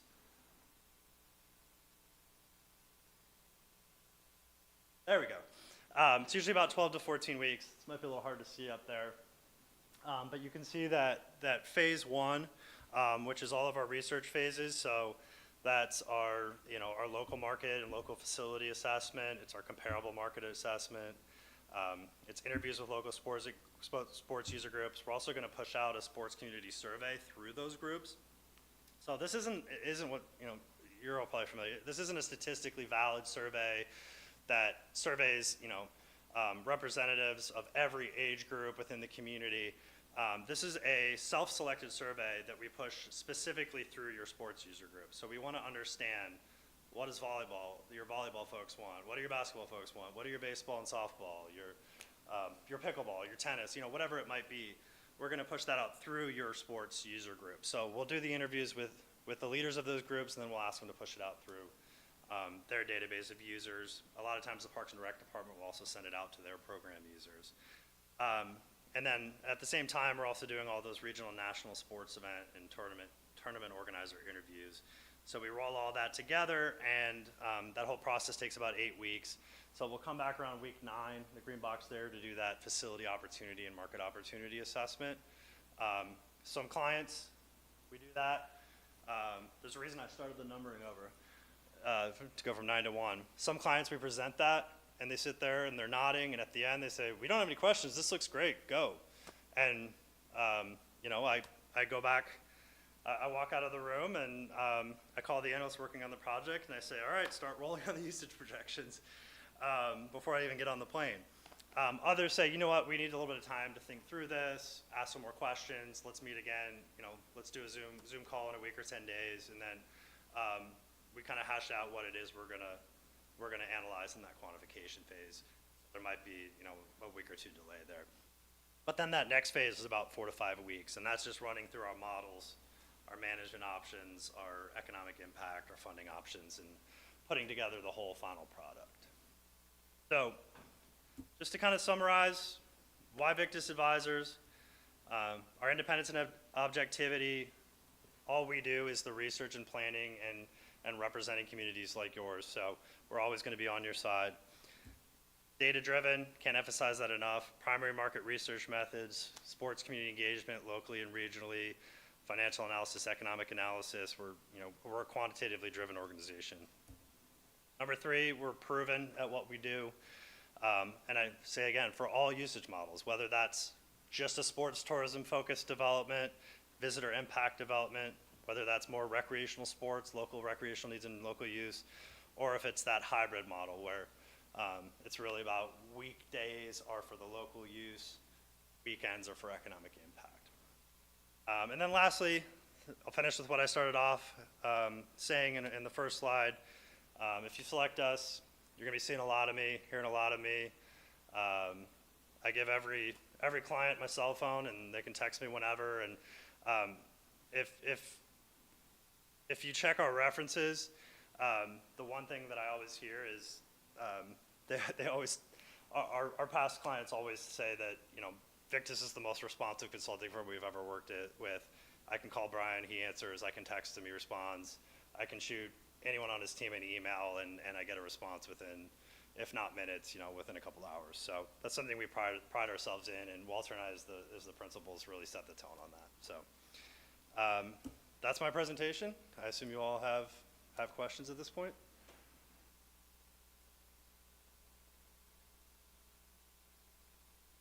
Any questions, council? I don't have any. I believe you covered most of my questions in the presentation. All right. Thank you very much. Thank you. I appreciate it. Appreciate it.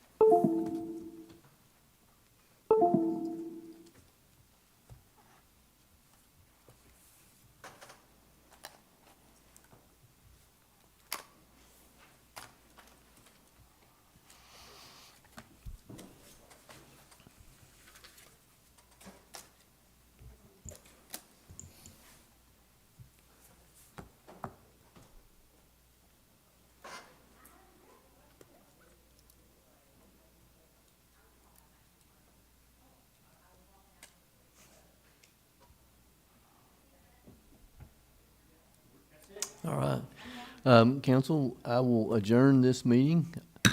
I will make a note that we have canceled the meeting for the 12th. So just FYI, you've probably been notified, but I want to mention it as well.